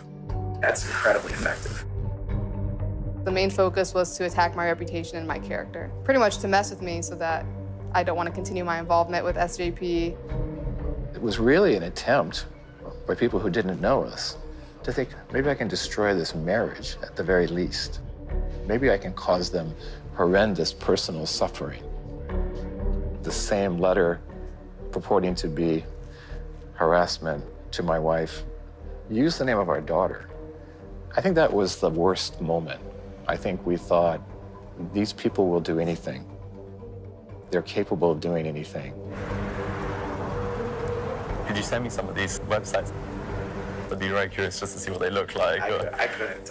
You couldn't, okay. But, you know, Canary Mission is a good example. Canary Mission is highly, highly effective to the extent that we monitor the Students for Justice in Palestine and their allies.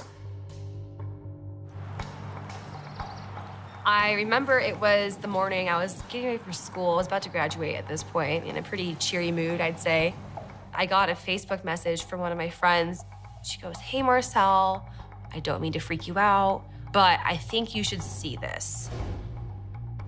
I click on it, and then I see it's a picture of me, and it's my name, and it's a profile about me. When I saw that this was a website dedicated to taking down pro-BDS activists and painting us all as terrorists and anti-Semitic, it was chaos. It was chaos in my mind.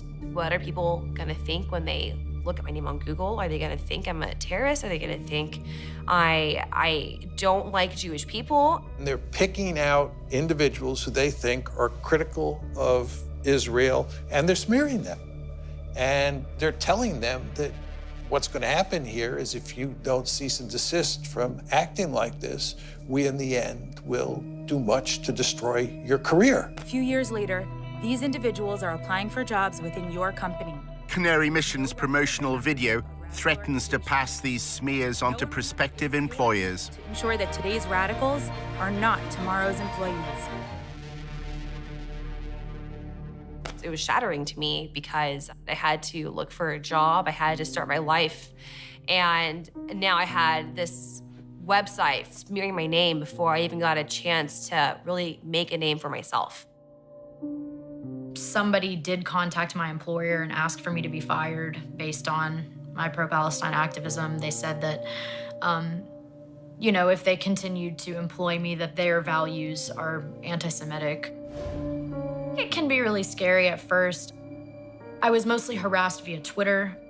They were tweeting me like every 2 or 3 days. They take screenshots, even way back to my Facebook pictures that don't even look like me anymore. Just digging and digging through my online presence. They're terrified of Canary Mission, and it's about time. We had always been afraid of ending up on there. It was like very personal. They see us as such a threat that they have to kind of twist and turn and delve into our personal lives.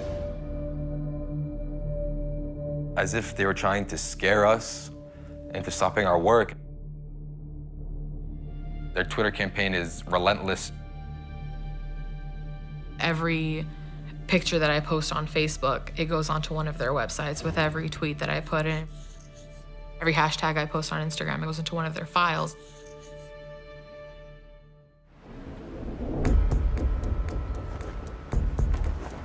The research operation is very high tech. When I got here a few years ago, the budget was like $3,000. Today it's like $1.5 million or more. Probably it's like $2 million even at this point. I don't even know, it's huge. It's a massive budget. We've got major political consulting firms on retainer that are here all the time. We have our own opposition researchers.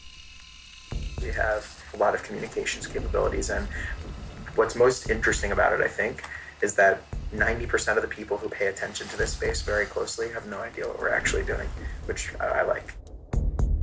Caffeinated, yeah, I tried it, yeah. As he left his meeting at the ICC, Tony reflected on the way Jacob Boehm had reacted to his questions about Canary Mission. We do it securely and anonymously, and that's the key. It sounds very similar to like a Canary Mission and that kind of thing. Is that, yeah. Are you guys like in touch with them at all, or is there any kind of, no? No, Canary Mission is totally anonymous. Yes. Yeah, it's hard to figure out who's behind it. Canary Mission is highly, highly effective to the extent that we monitor the Students for Justice in Palestine and their allies. We're doing it better. I mean, not we, but this anonymous group. We don't know who's behind it. I would ask where they get their money from, because ultimately that tells you where the control is. In part 2, we reveal for the first time who set up and finances Canary Mission. He called a group of us to ask us what we thought. I told him actually I thought it was a bad idea, but he did it anyway. And how the pro-Israel lobby uses smears to try to change American law. Investigate us for what? For doing nothing wrong?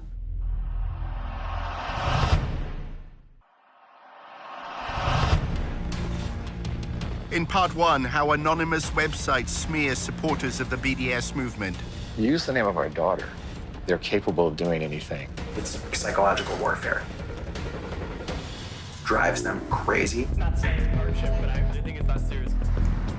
Our undercover reporter, Tony, is having a coffee with Eric, his boss at the Israel Project.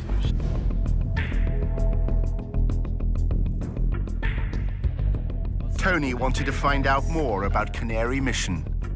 There's a guy named Adam Milstein who you might want to meet. He's a convicted felon. That's a bad way to describe him. He's a real estate mogul.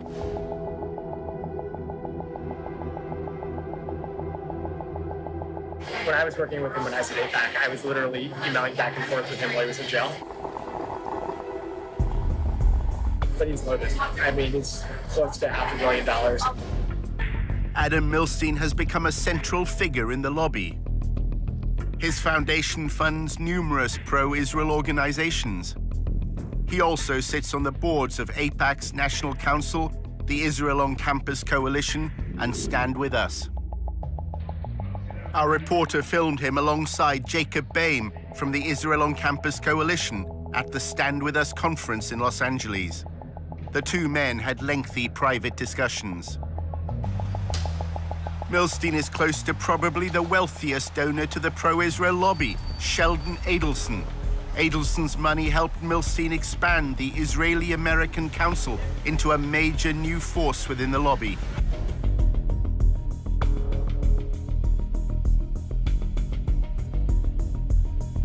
Adelson arrived at the 2016 IAC conference with Rudy Giuliani, now an advisor to President Trump. An IAC video from the conference shows Milstein and Adelson discussing their partnership. You said you see the vision and you tell us, go and do it. And we took your orders and we made it happen. And we took your money. There's somebody else around that can give you $50 million? No, there's no... Sheldon. Eric is wary of Adelson's relationship with the U.S. president. He's really impulsive. If he gets a call from, Donald Trump, Donald Trump's like, get all the pro organizations to start helping us. He starts twisting their arms and putting pressure on them. Like, I give you $1 million. You better start putting out TV ads. And you're like, what the f***? That's not our goal. It's not our mission. Tony attended the Israeli-American Council's annual conference. At a party, he spotted the IAC's chairman, Adam Milstein. It's very important that we're proud Jews. We're not, I was born Jews, but I'm really not Jew, and I'm not Jew. I'm proud Jew. We're proud about our history. We have strong connection to the land of Israel. So this Israeli identity is now all over the world. I'm Tony. I'm in the Israel Project with Eric Gallagher. Milstein told Tony how critics of Israel should be handled. First of all, investigate who they are. What's their agenda? They're picking on the Jews because it's easy, because it's popular. We need to expose what they really are. And we need to expose the fact that they're anti-everything we believe in. And we need to put them on the run. Right now, they can do whatever they like, terrorize us, and we are... How do we put them on the run, though? Doing it by exposing who they are, what they are, the fact that they're racist, the fact that they're bigot, that they're anti-democracy. Do you think there's a good role to just naming them as anti-Semites? Not just anti-Semites, it's too simple. We need to present them for what they really are. They're anti-freedom, they're anti-Christian, they're anti-democracy. That's what we need to do. Numerous groups from the pro-Israel lobby were attending the conference. An Israeli official gave them a message to pass on to BDS supporters in America. Everybody out there who has to do anything with BDS should ask himself twice, do I want to be on this side or do I want to be on the other side? If I'm submitting to BDS, what would be the effect?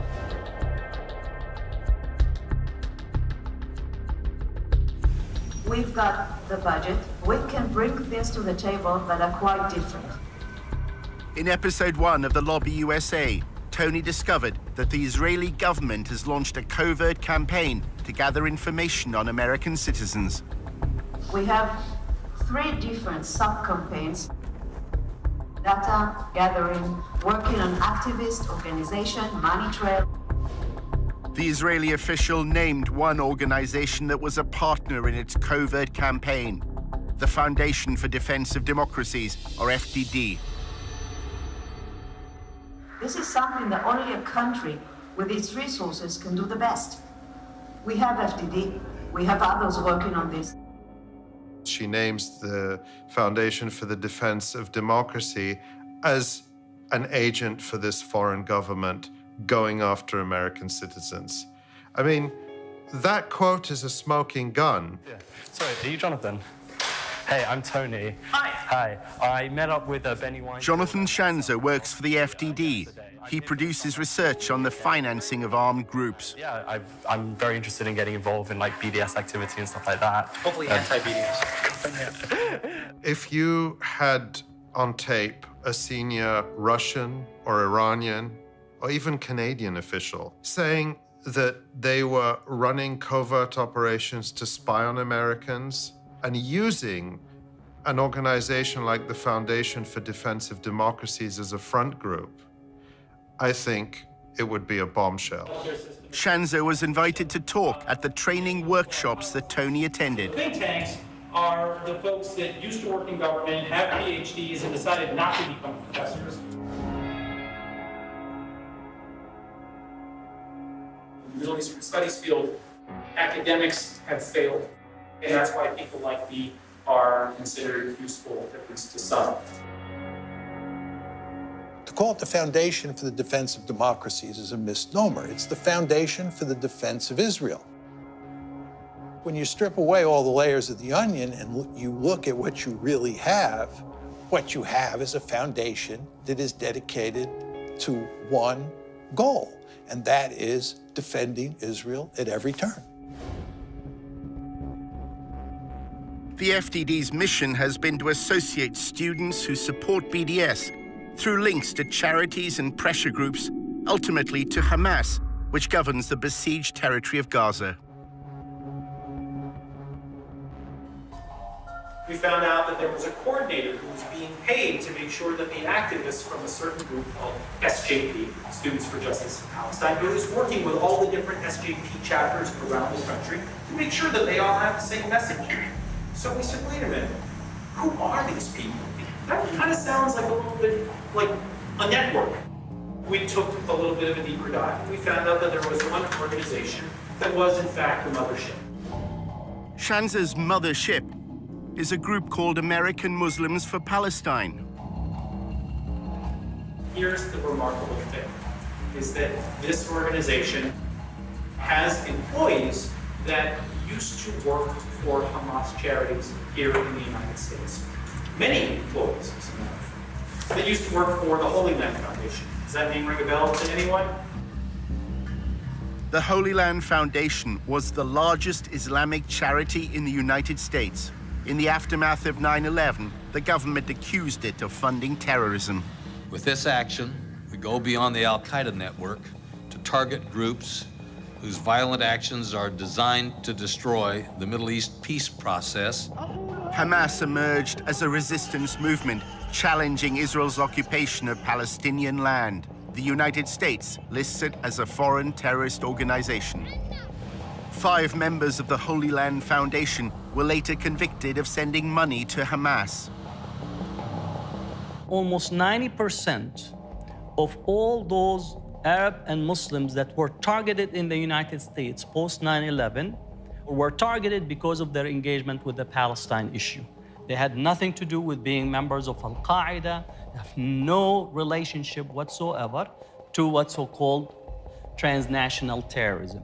There's been a very strong trend from Israel and its advocates since the September 11, 2001 attacks to portray Israel as part of a civilizational war where Israel is on the Western side and Israel's critics are on the side of the terrorists. According to reports in Israeli newspapers in 2008, Prime Minister Netanyahu said 9/11 had been good for Israel. The attacks had swung American public opinion in its favor. It's not surprising, one of the largest cases that we had in this country was the shutting down of the Holy Land Foundation. If you look at all those that were targeted in relations to the Palestine-Israel conflict and their engagement politically. Turns out there are 3 individuals currently working for what we'll call a mothership that used to work for the Holy Land Foundation.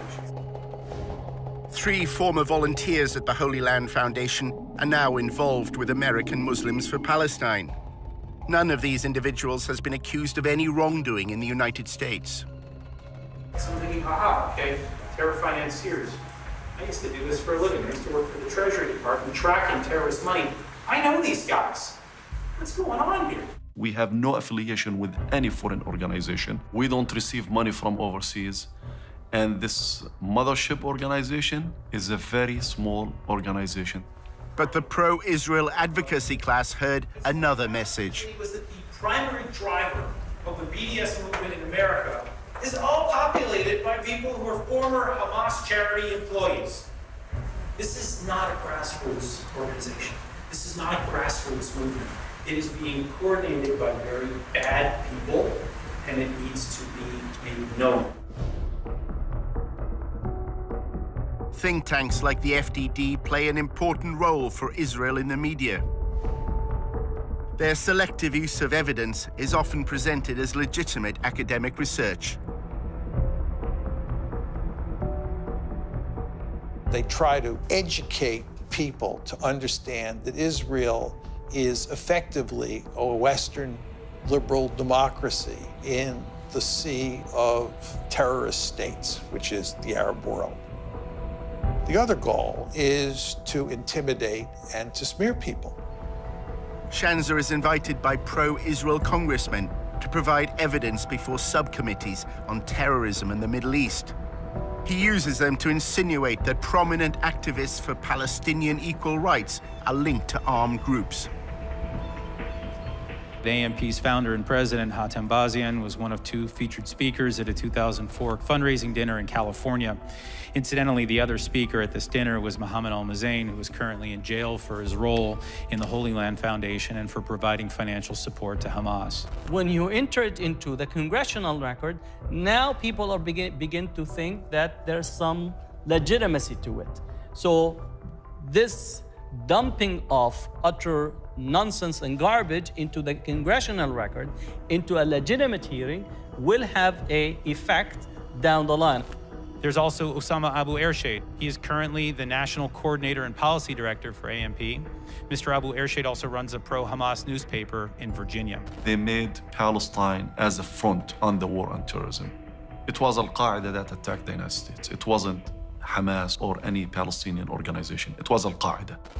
I should note here that our open source research did not indicate that AMP or any of these individuals are currently involved in illegal activity. He himself, in his testimony in Congress, he says, we have no evidence of any wrongdoing by this organization, but still you have to investigate them. So investigate us for what? For doing nothing wrong? The fact it's rubbish does not mean that people don't listen to it, right? Shanzer's allegations that American students are somehow connected to armed groups in the Middle East has become part of the lobby's attempt to demonize BDS. Organizations that have spread throughout the world via a network of carefully constructed proxies. We should promote the fact that, according to Jonathan Shanzer, who knows terrorism, he said a group of people who were actively funding Hamas have now formed a group, American Muslims for Palestine. Shanzer, testifying, said they're a leading driver of the BDS campaign. They're the most important sponsor and organizers of SJP.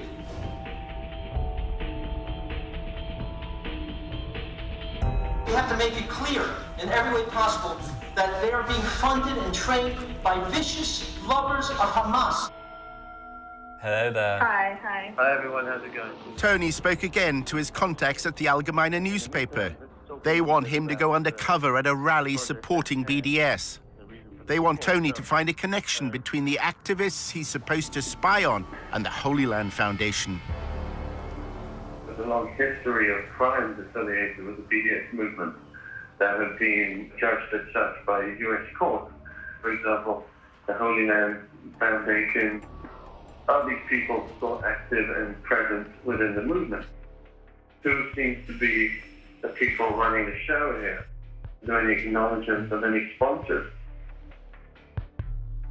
This is an incestual business. You know, they're all interconnected. This is not me just spouting off because I'm paranoid. There have been actual cases, like the Holy Land case that happened a few years ago.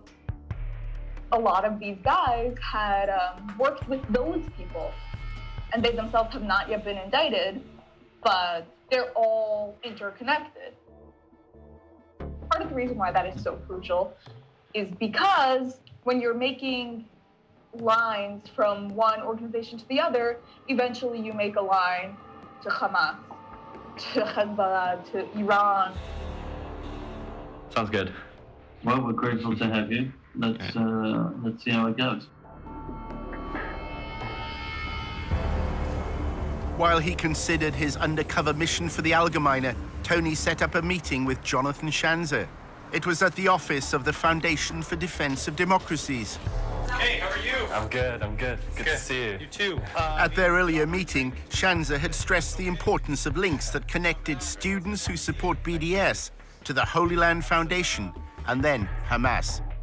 Now he was more downbeat. The lobby is apparently failing in its attempts to discredit the movement. BDS has taken everybody's surprise. It's come up, behind everyone's back and bit them on the ass. Yeah, it's a complete mess. I can tell you that I don't think anybody's doing a good job. We're not even doing a good job. We did some good research, but we haven't figured out how to do anything with it. Schanzer is unhappy that his alleged links between Students for Justice in Palestine and Hamas have not been publicized more widely. The stuff that I shared with your group, our hope was to really, make this something that people could sink their teeth into, but no one has turned it into, no one's weaponized it, is probably the best way of describing it. The slurs the lobby once relied on are no longer working.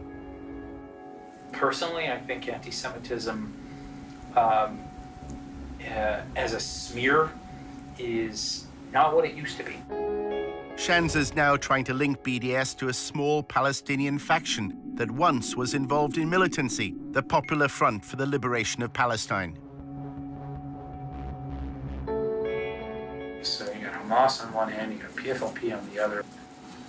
Sooner or later, this stuff will come to light. What have you found so far? We'll come out with something when I've got enough. We found indications that there could be some research to produce. Their strategy is to fill the pipeline of as much research and information that creates what I consider to be is the civil society assassination of Arab Muslim Palestinians in such a way that they will not have an entry into the debate. Schanzer claims he's found yet another means of discrediting the BDS movement, this time connecting it to the Muslim Brotherhood. The problem is the Muslim Brotherhood's not an illegal organization in the United States. So you can say that that's bad, but if there's no legal link, there's no, there's no law enforcement angle on any level, then it becomes really hard to win. The Muslim Brotherhood is a loose international movement which endorses the political expression of Islamic values. Congress is now considering designating it as a terrorist organization. They are moving right now with a bill to try to ban the Muslim Brotherhood movement. So the strategy that is being deployed, which is create the demonization, filling the garbage can with as much material as possible, especially from a Congress and Senate. We've been dealing with the radical Islam from the Islamic Republic since 1979, the Muslim Brotherhood since the 1920s. You've got the Islamic State, you've got the Islamic Republic.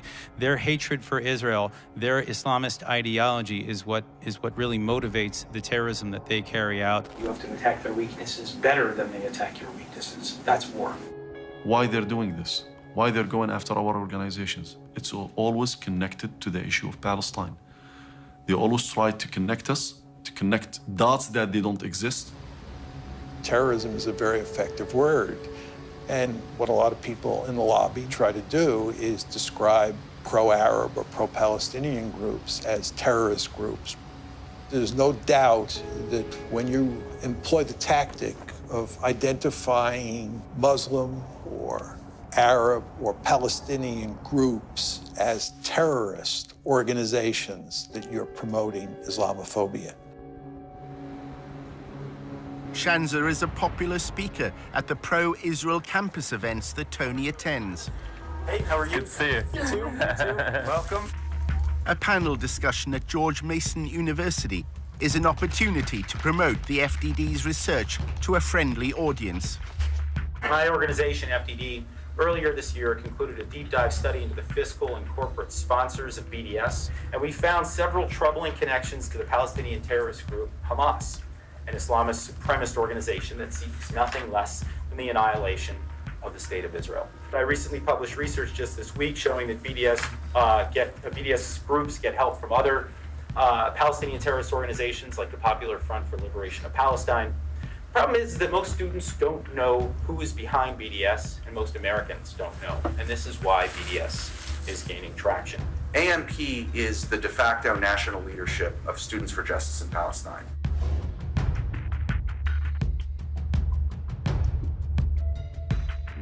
There is an actual direct connection between the people who are involved in raising money for Hamas and people who are involved in BDS activism on American campuses today.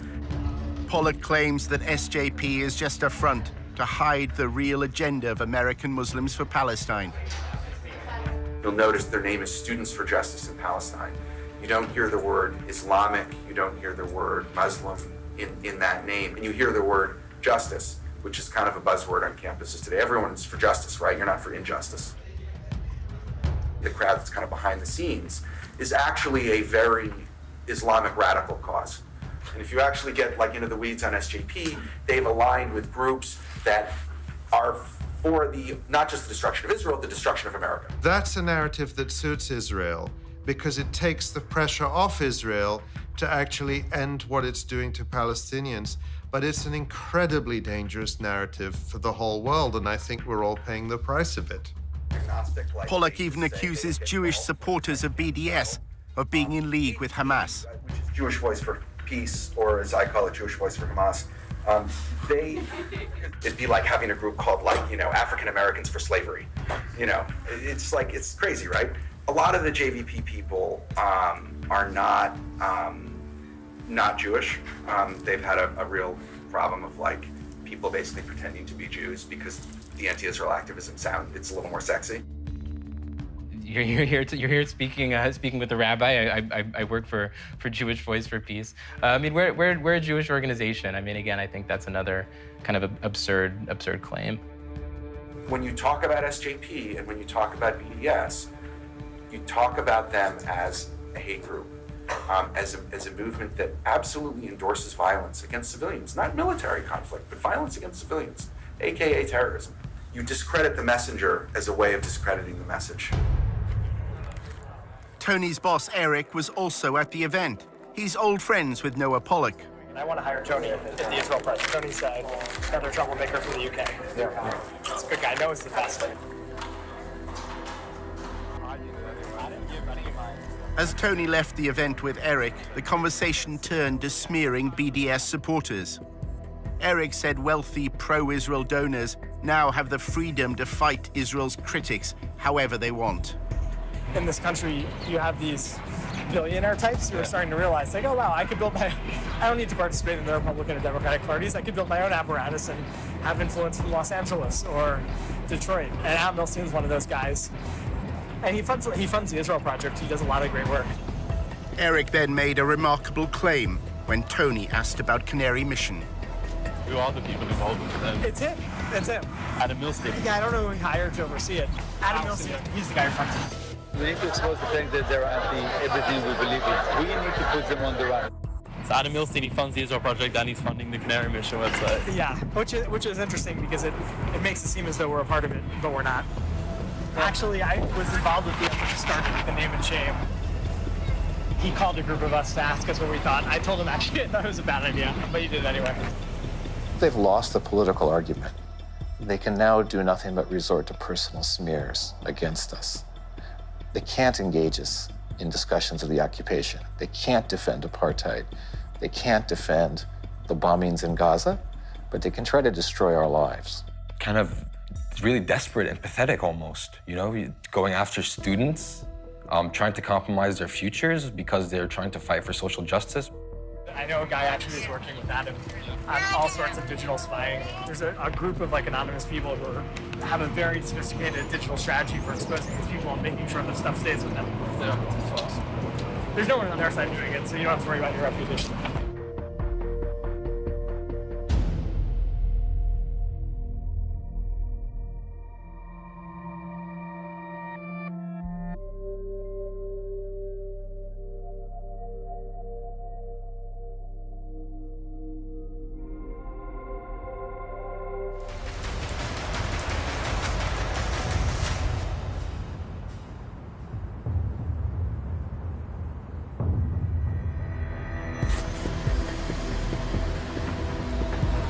Our undercover reporter was attending a dinner at the annual conference of the Israeli-American Council in Washington.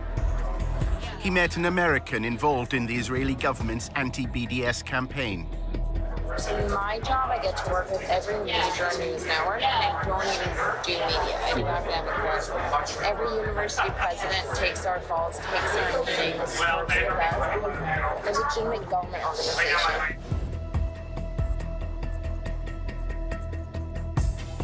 The discussion was dominated by the boycott, divestment, and sanctions movement. So many organizations focus on BDS, but for the most part, when it comes to BDS, we're very behind the scenes.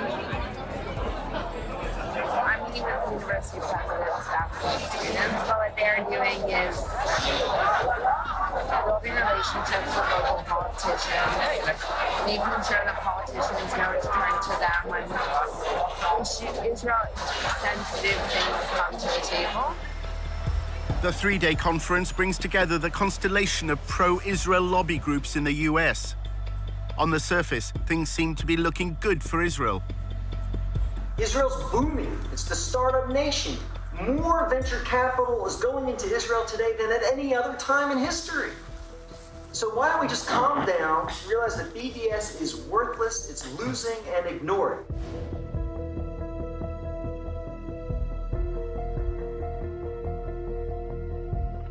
I don't think BDS was ever supposed to be about getting colleges to take their money out of Israel. So if we focus on the dollars, we could feel really good about ourselves.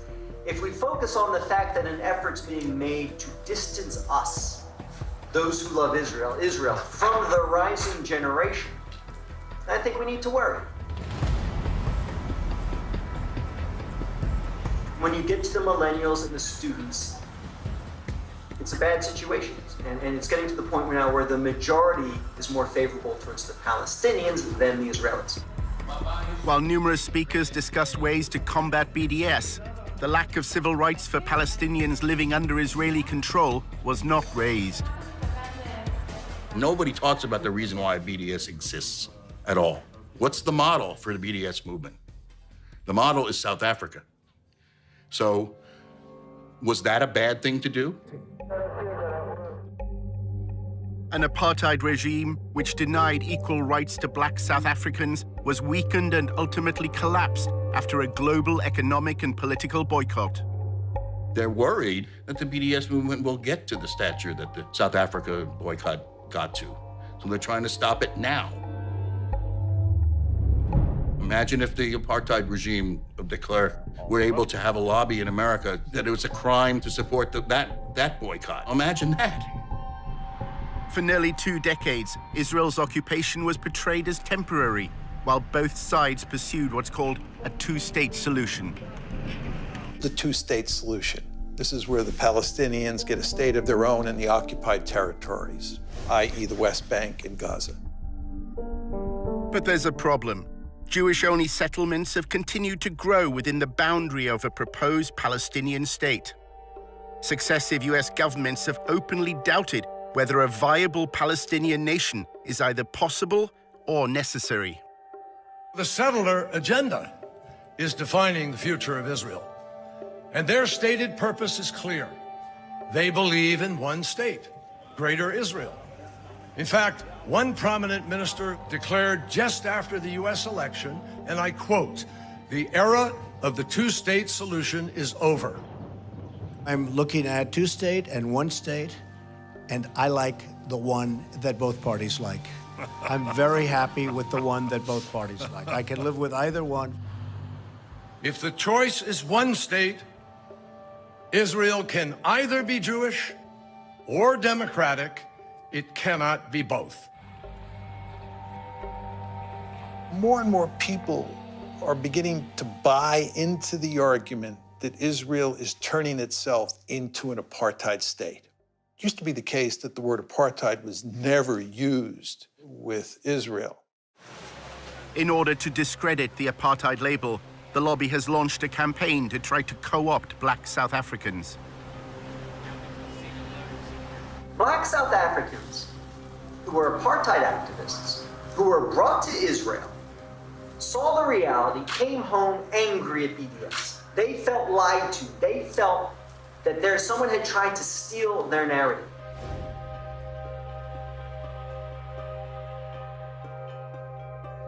This is an effective tool.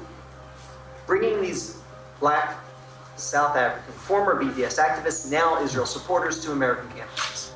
During his volunteership, Tony learned that the Israel Project has been developing a strategy called Stop Stealing My Apartheid. The plan is to feed articles written by black South Africans into the American media, claiming that BDS has distorted their history.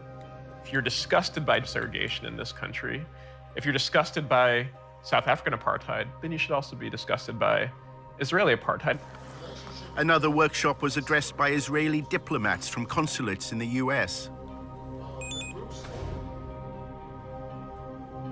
Black Lives Matter had attracted particular criticism after voicing support for the BDS movement. It appears that Israel's diplomats may be trying to challenge the apartheid label by canvassing support amongst African Americans. The major problem of Israel is with the young generation of the black community. Black Lives Matter starts there.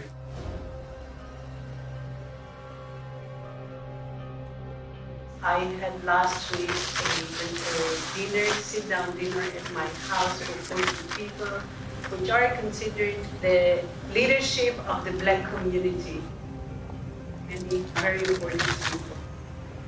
They can be part of our doing an activity.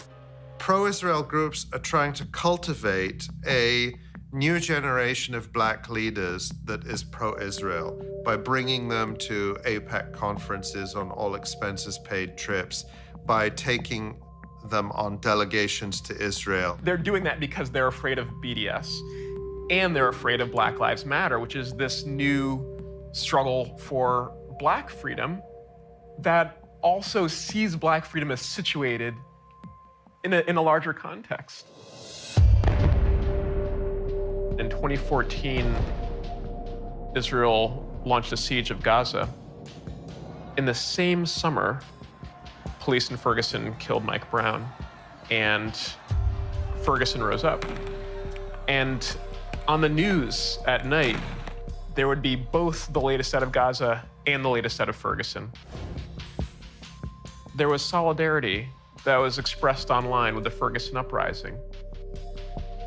There were Palestinians who took to Twitter to cheer on the rebels of Ferguson and explain how to deal with tear gas.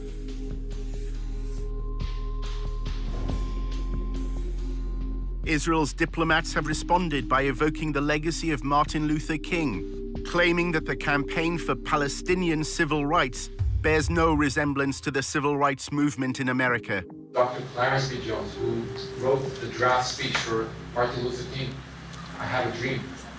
He was his lawyer, he was his close friend. He's somebody that I reached out to. He became a very close and personal friend.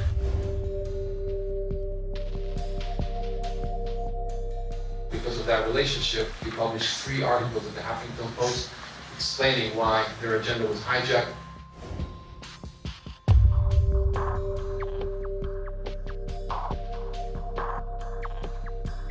Martin Luther King will turn in his grave if he saw the anti-Israel tendencies or policies that are starting to emerge within Black Lives Matter.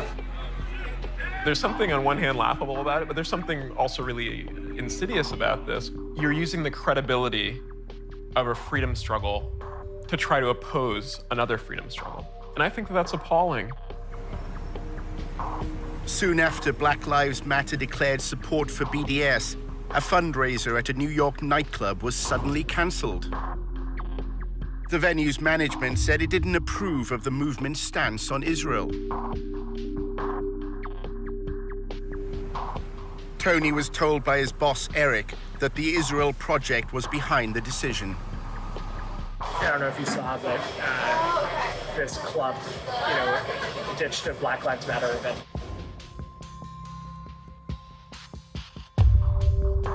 One of our donors, we just put in a call to him, and then he put in a call to the police. Wow, to shut down this Black Lives Matter event. I think it's really appalling that a system in Israel has devised incredible and comprehensive ways to have a violent regime against Palestinians, that they would also invest resources into making sure to shore up support for that oppression here. One evening at the IAC conference, Tony met a prominent activist. He's associated with the hardline trend in the pro-Israel lobby. Noah Pollock argues that tough tactics are needed to counter the apartheid label. The activism has to be very provocative and attention-getting and just total no given. We're going to be more pro-Israel than you can even imagine. Just to provoke everyone.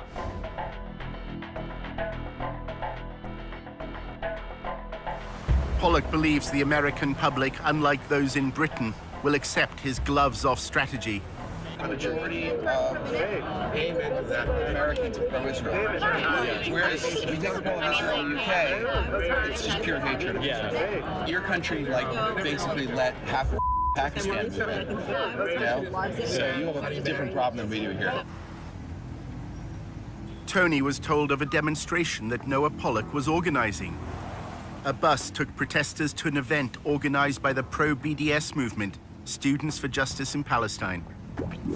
Hey man, I'm Tony. Marshall. Nice to meet you.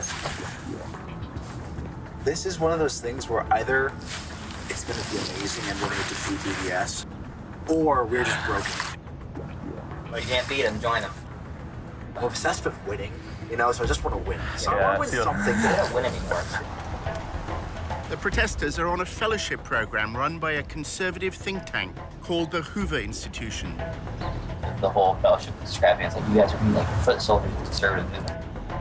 This is actually the first foot soldier activity that I think we've been forced to do.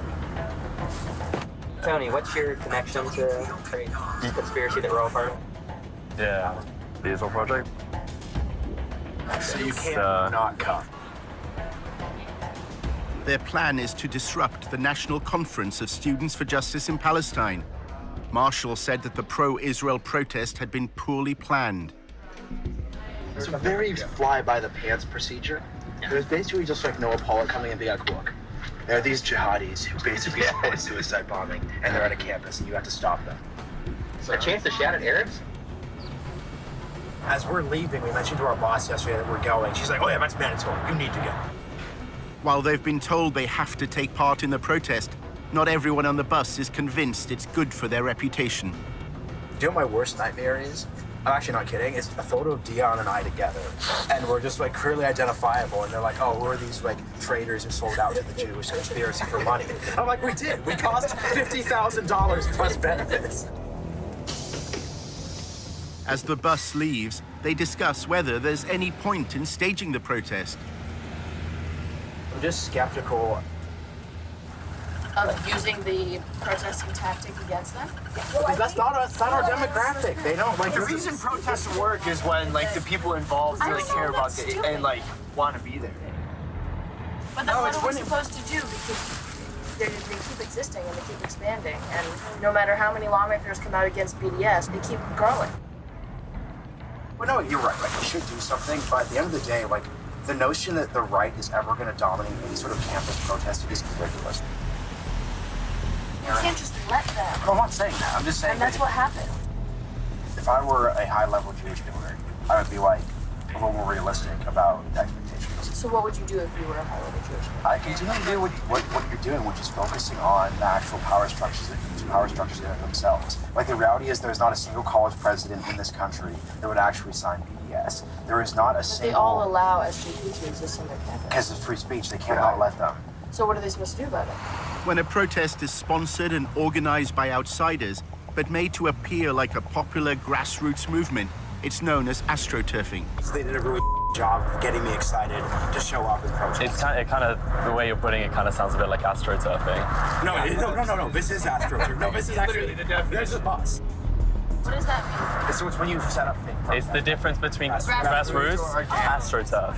You're taking corporate money and you're manufacturing the image of a grassroots movement with corporate money by basically paying people to appear as activists. It just shows how little actual grassroots power they have and how all of their power is at the top.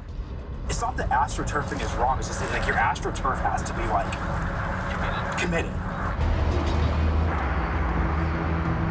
We shouldn't have fellows saying, like, honestly, this is bad for my political career.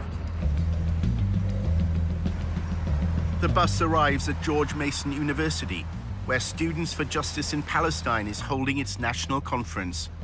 But the protesters can't find the conference hall. We just pull over and ask, hey, where are all the jihadis? The driver sees two students and stops to ask directions. One is wearing a headscarf. Oh, no. Come on. We're like, back to DC! Back to DC! I believe the comments said. Okay. No. Excuse me? Do you know where the Johnson Center is?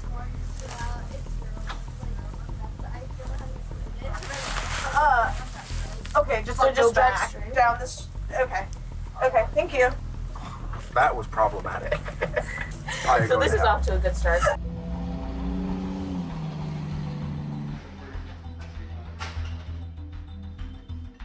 Students for Justice in Palestine really is a student-led type of organization focused around promoting the BDS cause. We have workshops on how to run a divestment campaign, finding intersections on campus, building alliances. Right now, Palestine has been essentially normalized on campuses. The bus finally arrives.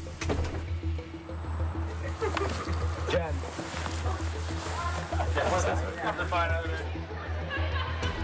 Noah Pollock's protest is not a student event. To avoid breaking university regulations, he's arranged a legal briefing. The SJP conference is on the 3rd floor, and we're going to go up and in a respectful and quiet way protest them. Yael is a legal expert and is going to talk a little bit about that. We are here, of course, as guests of the university, so we don't want to be accused of disrupting a school-sponsored activity.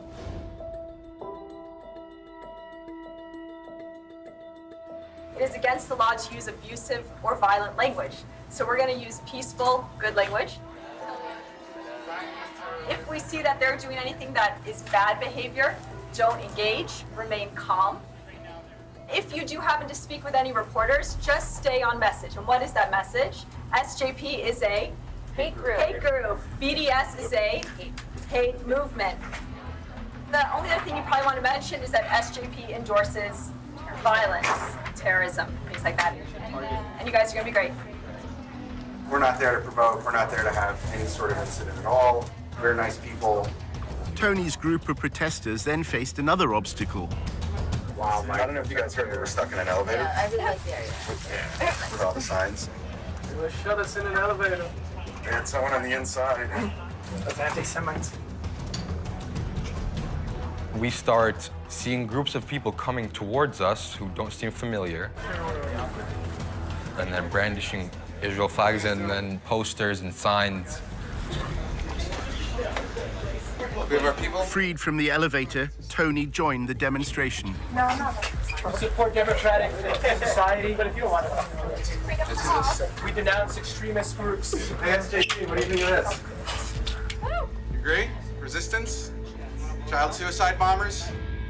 How do you respond to such a wild accusation that's not grounded in anything, and that's just designed to shift attention. Oh wait, we support suicide bombers. That's ridiculous. Before that, Social justice left supports radical terrorism. You don't want dialogue? We're here to talk to you. Turn your backs. You'd think if like they were gonna do it, they'd try to shake it up and mix it up with new accusations.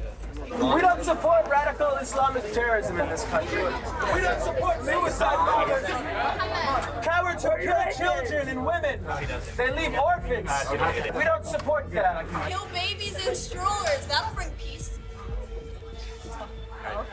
Yeah, Palestinian terrorists all over Israel. That would be it. Real baby killers, these terrorists. They kill women, they kill children, they don't care about anything. Rape women too, all the time. It takes a lot to hear this and not respond, and to turn your back to them and to not look back at them. Thank you, SJP. Good luck with your jihad. They were very frustrated at the fact that we weren't responding. They're saying, they're not even responding. They're not even responding. Yeah, look at how they wave a Palestinian flag at our country. Look at this. Despicable. These are the real basket of deplorables. These are the deplorables, people. They cower behind radical Islamism. They don't engage in dialogue because they can't win the war of ideas. There's no responding to our content, because there is no refuting our content. Our content is grounded in human rights, morality, ethics, international law. The staged protest had minimal impact on the students at George Mason University. But the headlines shared on social media tell the story Pollock wanted.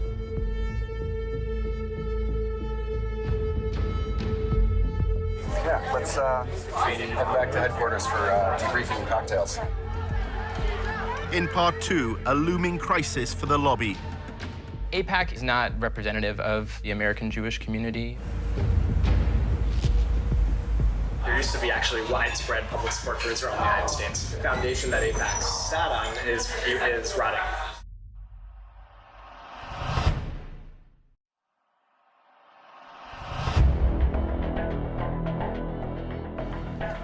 In part 1, how support for Israel is falling amongst the young.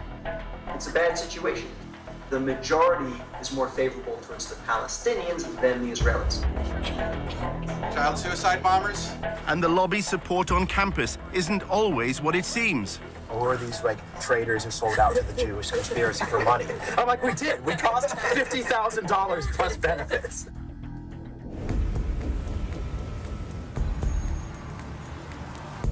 Tony went to see his boss at the Israel Project, which is known as TIP, for brunch. Eric told him why Jerusalem is a favorite hub for journalists covering the Middle East. One of the reasons why Israel's covered disproportionately is the overwhelming majority of journalists covering the Middle East are based in Jerusalem.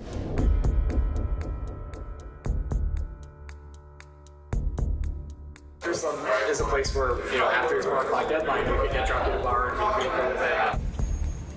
TIP is laying the groundwork in the media for a future war between Israel and Hezbollah. We're preparing for the worst case scenario. If it happens, we have to be ready because that war will be won and lost, the court of public opinion, not the battlefield. Journalists based in Jerusalem would likely cover that war. The Israel Project has an office there. We have an enormous interest in affecting the people who are on the ground there, and that's what they do. They build relationships with people who give them information that they can then feed to journalists who we're building relationships with. And so Lure is a staff of about 20 people.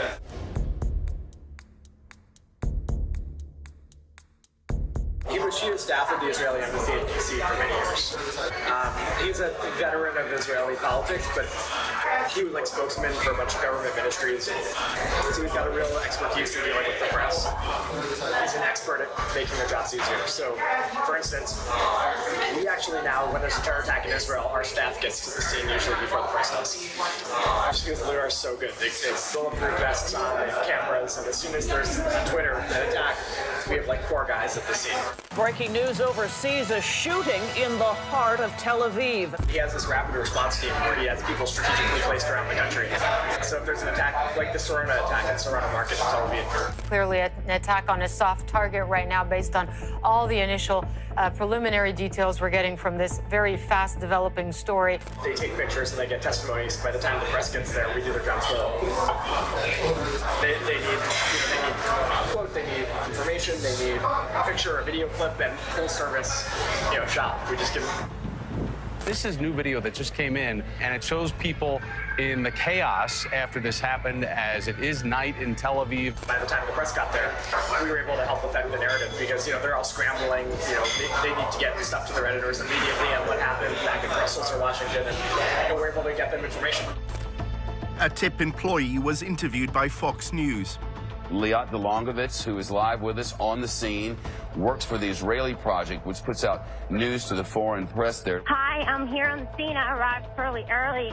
They use children to protect. The former CNN correspondent, Jim Clancy, first reported on the Middle East in the early 1980s. Those boundaries. When TIP begins interacting with journalists and suggesting the lines and suggesting the interviews, then it's not journalism anymore, it's just propaganda.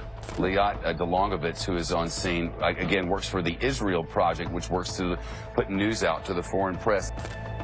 During his volunteership at the Israel Project, Tony saw a letter to a donor explaining how TIP had assisted a journalist from CNN.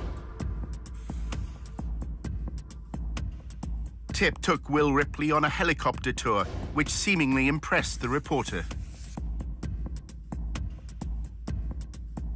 Once you arrive in Israel, they come up with a series of things. They know you're in town. They have your number. You get the helicopter tour. That's fun. You get some video that you can use in your reporting. And then they sponsor trips like this one with special access to people that they know, and they can set it up. I visited the Israeli side of the border with Gaza and can tell you the tension there is palpable. Hamas leaders have stated that they are aggressively expanding their underground labyrinth of tunnels. This won't help. The safe room won't protect you from a tunnel attack. Not from that. It's a very compelling report, but it's based on an absolute lie. And there are even reports from some residents they are hearing digging underground. The premise of the report is that Palestinians are digging tunnels in order to come up into the bedrooms of Israeli children and to kidnap them or kill them or terrorize them. The document Tony saw claimed the TIP's influence created one of the fairest reports on Israel shown recently on a major broadcaster. For those living close to Gaza, it seems only a matter of time before it happens again. It keeps me awake at night. There isn't one recorded case of these tunnels being used to attack Israeli civilians. The report was presented solely from one side. The Israel Defense Forces say the average Hamas tunnel is 3 kilometers, nearly 2 miles, costing millions of dollars and tons of valuable concrete, resources badly needed by the long-suffering people of Gaza to rebuild their cities. TIP fully knows that if you're the journalist in Gaza who's doing a report with Hamas sources, your office is damn well going to require that you put in an Israeli voice to counter some of the things that are said there. They well know that if you are on the Israeli side doing a report with mostly Israeli sources, that same pressure will not be applied. You will be allowed to go ahead without trying to get the other side of the story. Why is that? That's because TIP is powerful, and they're going to hold journalists to account. Dedicated to changing people's minds. TIP's promotional video explains its role. We don't attack the media. We become a trusted partner and resource, bringing integrity and facts to the coverage.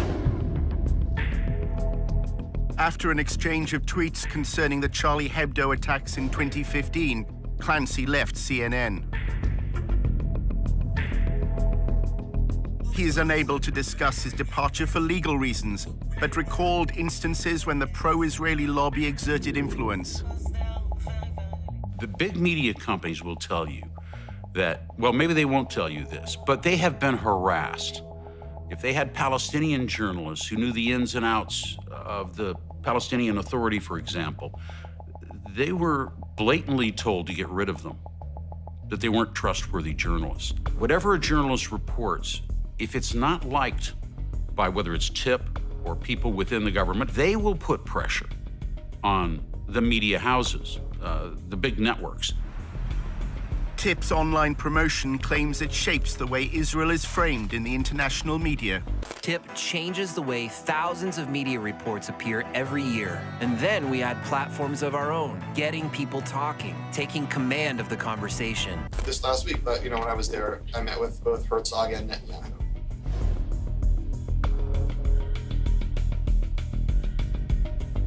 We exist to kind of articulate the reasons that the notion of a Jewish state is a good thing for us as Americans, and it's a good thing for Jews, and a good thing for Israel, and a good thing for the West, and a good thing for everybody. Block describes the pro-Israel lobby as a three-legged stool, propped up by influencing Congress, shaping policy through think tanks, and thirdly, TIP's role, managing the public discourse. You've got the lobbying, the politics, and you've got the ideas and think tanks, but you can't define the meaning of those ideas. Other people are doing it for you, then the third leg of the stool is there and it falls over. He's brilliant in like a mad scientist sort of way. He was AIPAC spokesman, and he was like the troublemaker. He's always breaking the rules, but always getting done. He's very effective at strategic communications and dealing with journalists. At AIPAC, he was the man. I mean, he could get anything on the front page of the Washington Post. The most effective thing you can do in Washington is both explain your point of view and explain why other people disagree with it. Everybody knows that people come with perspectives. Reporters and people, we live in a sophisticated world. But the question is, are you credible? The Israel Project gained notoriety in 2009 after an internal policy document was leaked. It was a phrasebook for pro-Israel advocates. Key phrases, words that work, were determined from focus groups. Israel wants peace. I want peace. We want to move forward in peace. We want to start negotiations immediately.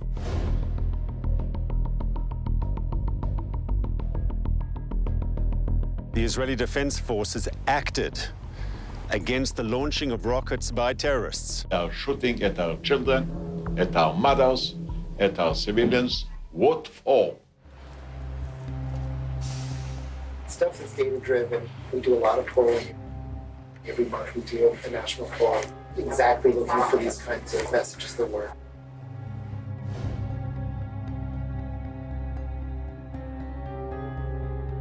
We know that people get these mostly from significant headlines. So the headlines are very, very carefully messaged.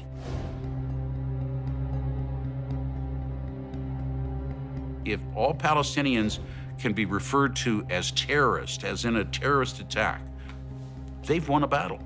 They've won a battle because that headline will be seen by probably 50 times more people than those who actually went into the article and read the details about it. You don't have any reporters, just have three people who churn out carefully crafted headlines with article text that convinces you that the headline is true. They understand that it's just the 5-word headline or the 6-word headline that carries the message. The point is never to get to the real debate. Why is Iran so happy about the Iran nuclear deal? TIP's social media videos had apparently shifted public opinion on the Iran nuclear deal. The American public started out being in favor of the deal and is now against the deal. It was everything from viral videos, 10-second videos. You can send me the greatest article you want about the Iran deal, but I promise you that a 10-second video will get 1,000 times. People aren't reading as much, they're not interested. In fact, history's a little bit bunk. A lot of people kind of come up now and there's this notion of postmodernism and nothing is true anymore. We are at this sort of interesting moment in time where we need to understand what it is that affects people's understanding and perceptions about what's right and what's wrong and how they work. This visual stimulus and stuff. How are people learning things? During his volunteership, Tony read an annual report to TIP's board of directors. It lauded their social media coverage of the 2016 shooting at Sarona Market in Tel Aviv. It said TIP's video was the most watched online content about the attack. The video claimed to show Palestinians celebrating the killing of Israelis, something the mainstream media overlooked. But this was not true. This image was taken in Ramallah 2 years earlier.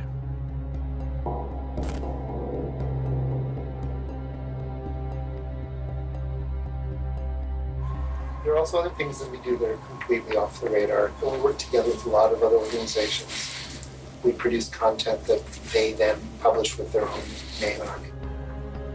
The Israel Project is supplying what it calls white label, that is unbranded content, to other outlets. We're putting together a lot of pro-Israel media through various social media channels that aren't the Israel Project's channel.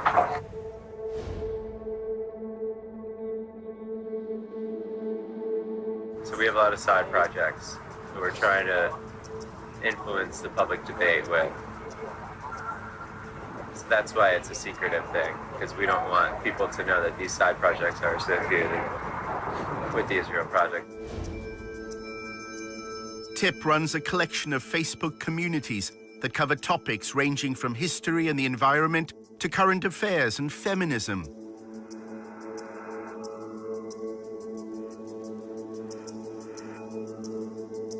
But their affiliations to the Israel Project are deliberately vague. Why is it that they can't be connected to the Israel Project? I think it's because, like, we want to be people to view them as objectively as possible.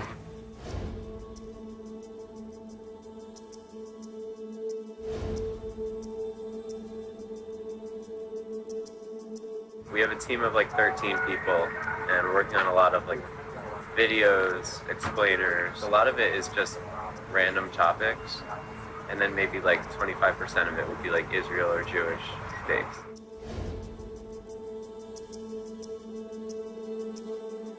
The Israel brand is increasingly toxic. So you can't sell Israel directly. You have to have sort of other hip stuff that's just very innocuous, fun, and then from time to time you're going to slip something about Israel in.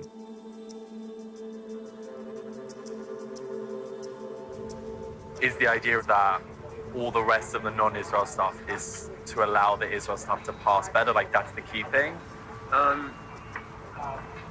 Just that we want to like blend in everything. TIP's mission is to eliminate any mention of apartheid and occupation. Don't look here, look over here. The visual medium is trumping words. More image, more visual, more accessible, non-heavy thinking stuff.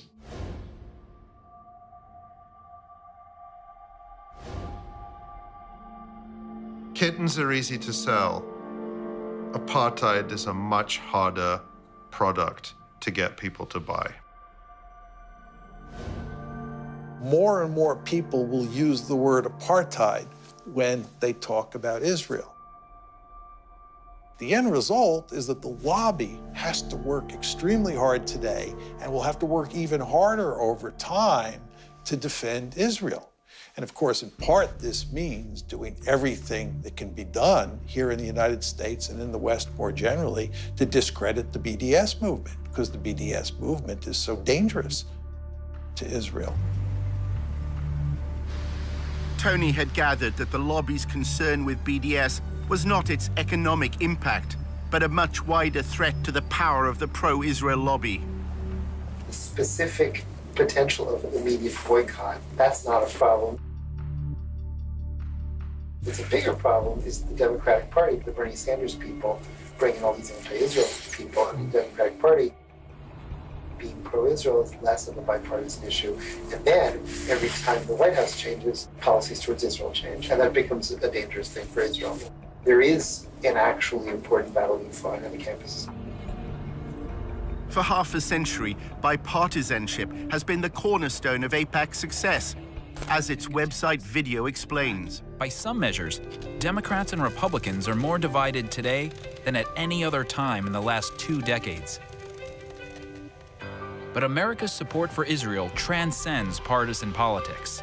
So when it comes to strengthening America's relationship with Israel, support must come from both sides of the aisle. That's where AIPAC comes in. What's begun to happen over the past decade is that support for Israel has begun to wither away in the Democratic Party. And in contrast, support for Israel in the Republican Party has begun to increase. And what you see is there is a substantial difference today in support for Israel in the two parties.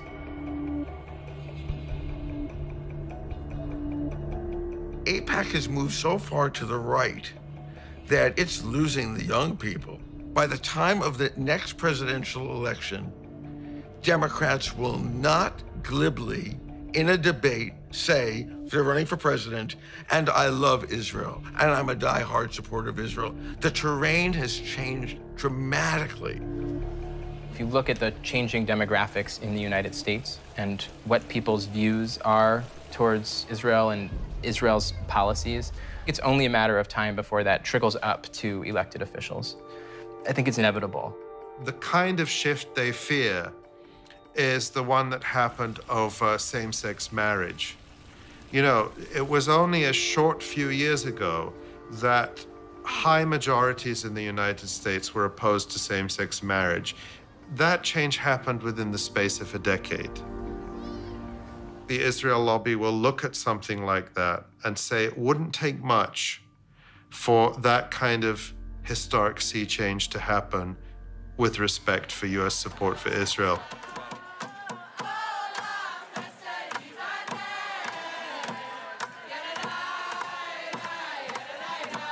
Outside AIPAC's 2017 annual conference, the first protesters were American Jews.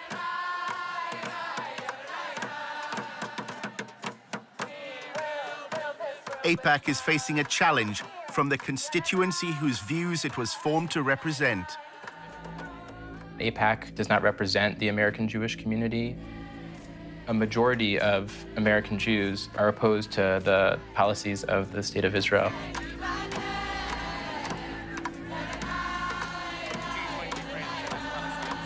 You do not represent the best of the Jewish prophetic tradition, and we here to bear witness to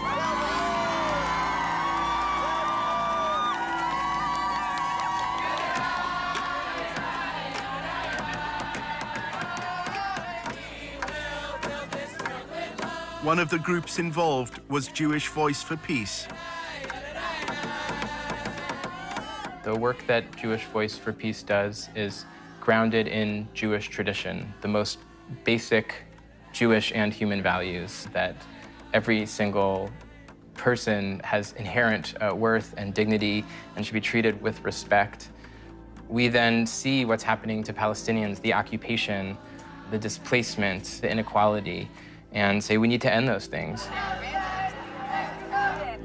Or that they must attend. You know, they're crazy liberals. As far as I'm concerned, American Jews had one job, which was to preserve Jewish identity from one generation to the next. They failed. So I don't think they have any place to be telling Israel what's what. And if they choose to stop giving money to Israel, Israel will find money elsewhere.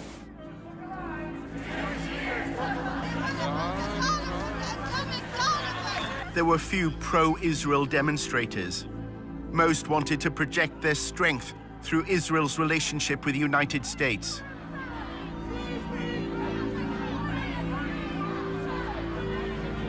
The Jewish Defense League, with its distinctive yellow insignias, was a small but threatening presence. Its members later attacked a Palestinian-American man.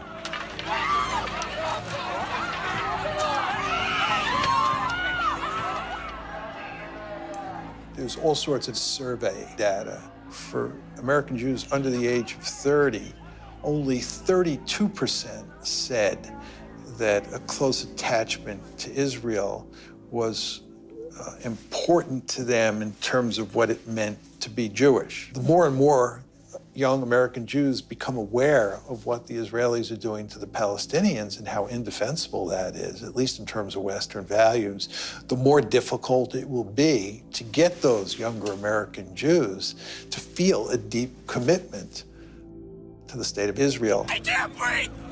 I can't move it! American Jews are even taking their protest to Jerusalem. The Israeli government official who launched a covert campaign to spy on American citizens recognizes that Israel is facing a generational time bomb. אנחנו היום, לא רק שאיבדנו את הדור השני של היהודים, שזה דור המילניום של היהודים, אני שומעת את זה מההורים שלהם שבאים להיפגש איתי ומסבירים לי כמה קשה להם בארוחות שישי מול הילדים שלהם. שלא מכירים במדינת ישראל ולא רואים בנו איזה אנטיטי שצריך להריץ אותו.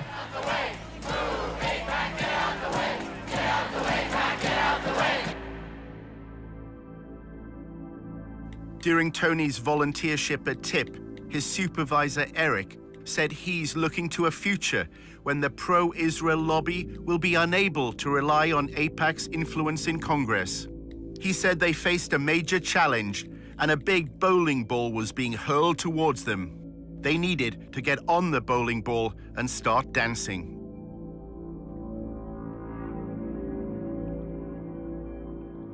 You can prove that AIPAC is suffering from some of the trends that, in public opinion that are affecting the Democratic Party. It's slipping very, very quickly among Democrats. They're not going to be able to maintain the bipartisan support. So I always say that the foundation that AIPAC sat on is rotting. And there used to be actually widespread public support for Israel in the United States. And so I don't think that AIPAC is going to remain as influential as it is. I don't think AIPAC's the tip of the spear anymore, which is worrisome because who is?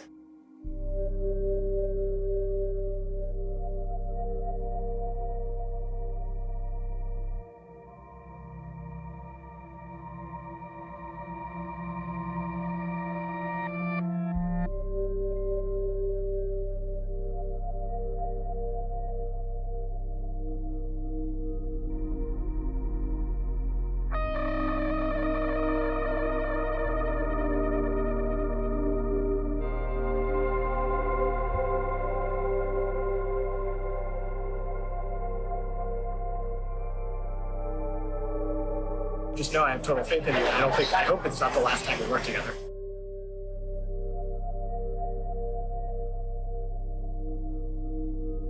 Full disclosure, I would love it if you came to work for me. I need someone who is like a team player, hardworking, excited, passionate, curious, well-rounded, well-spoken, well-written. You're all of those things.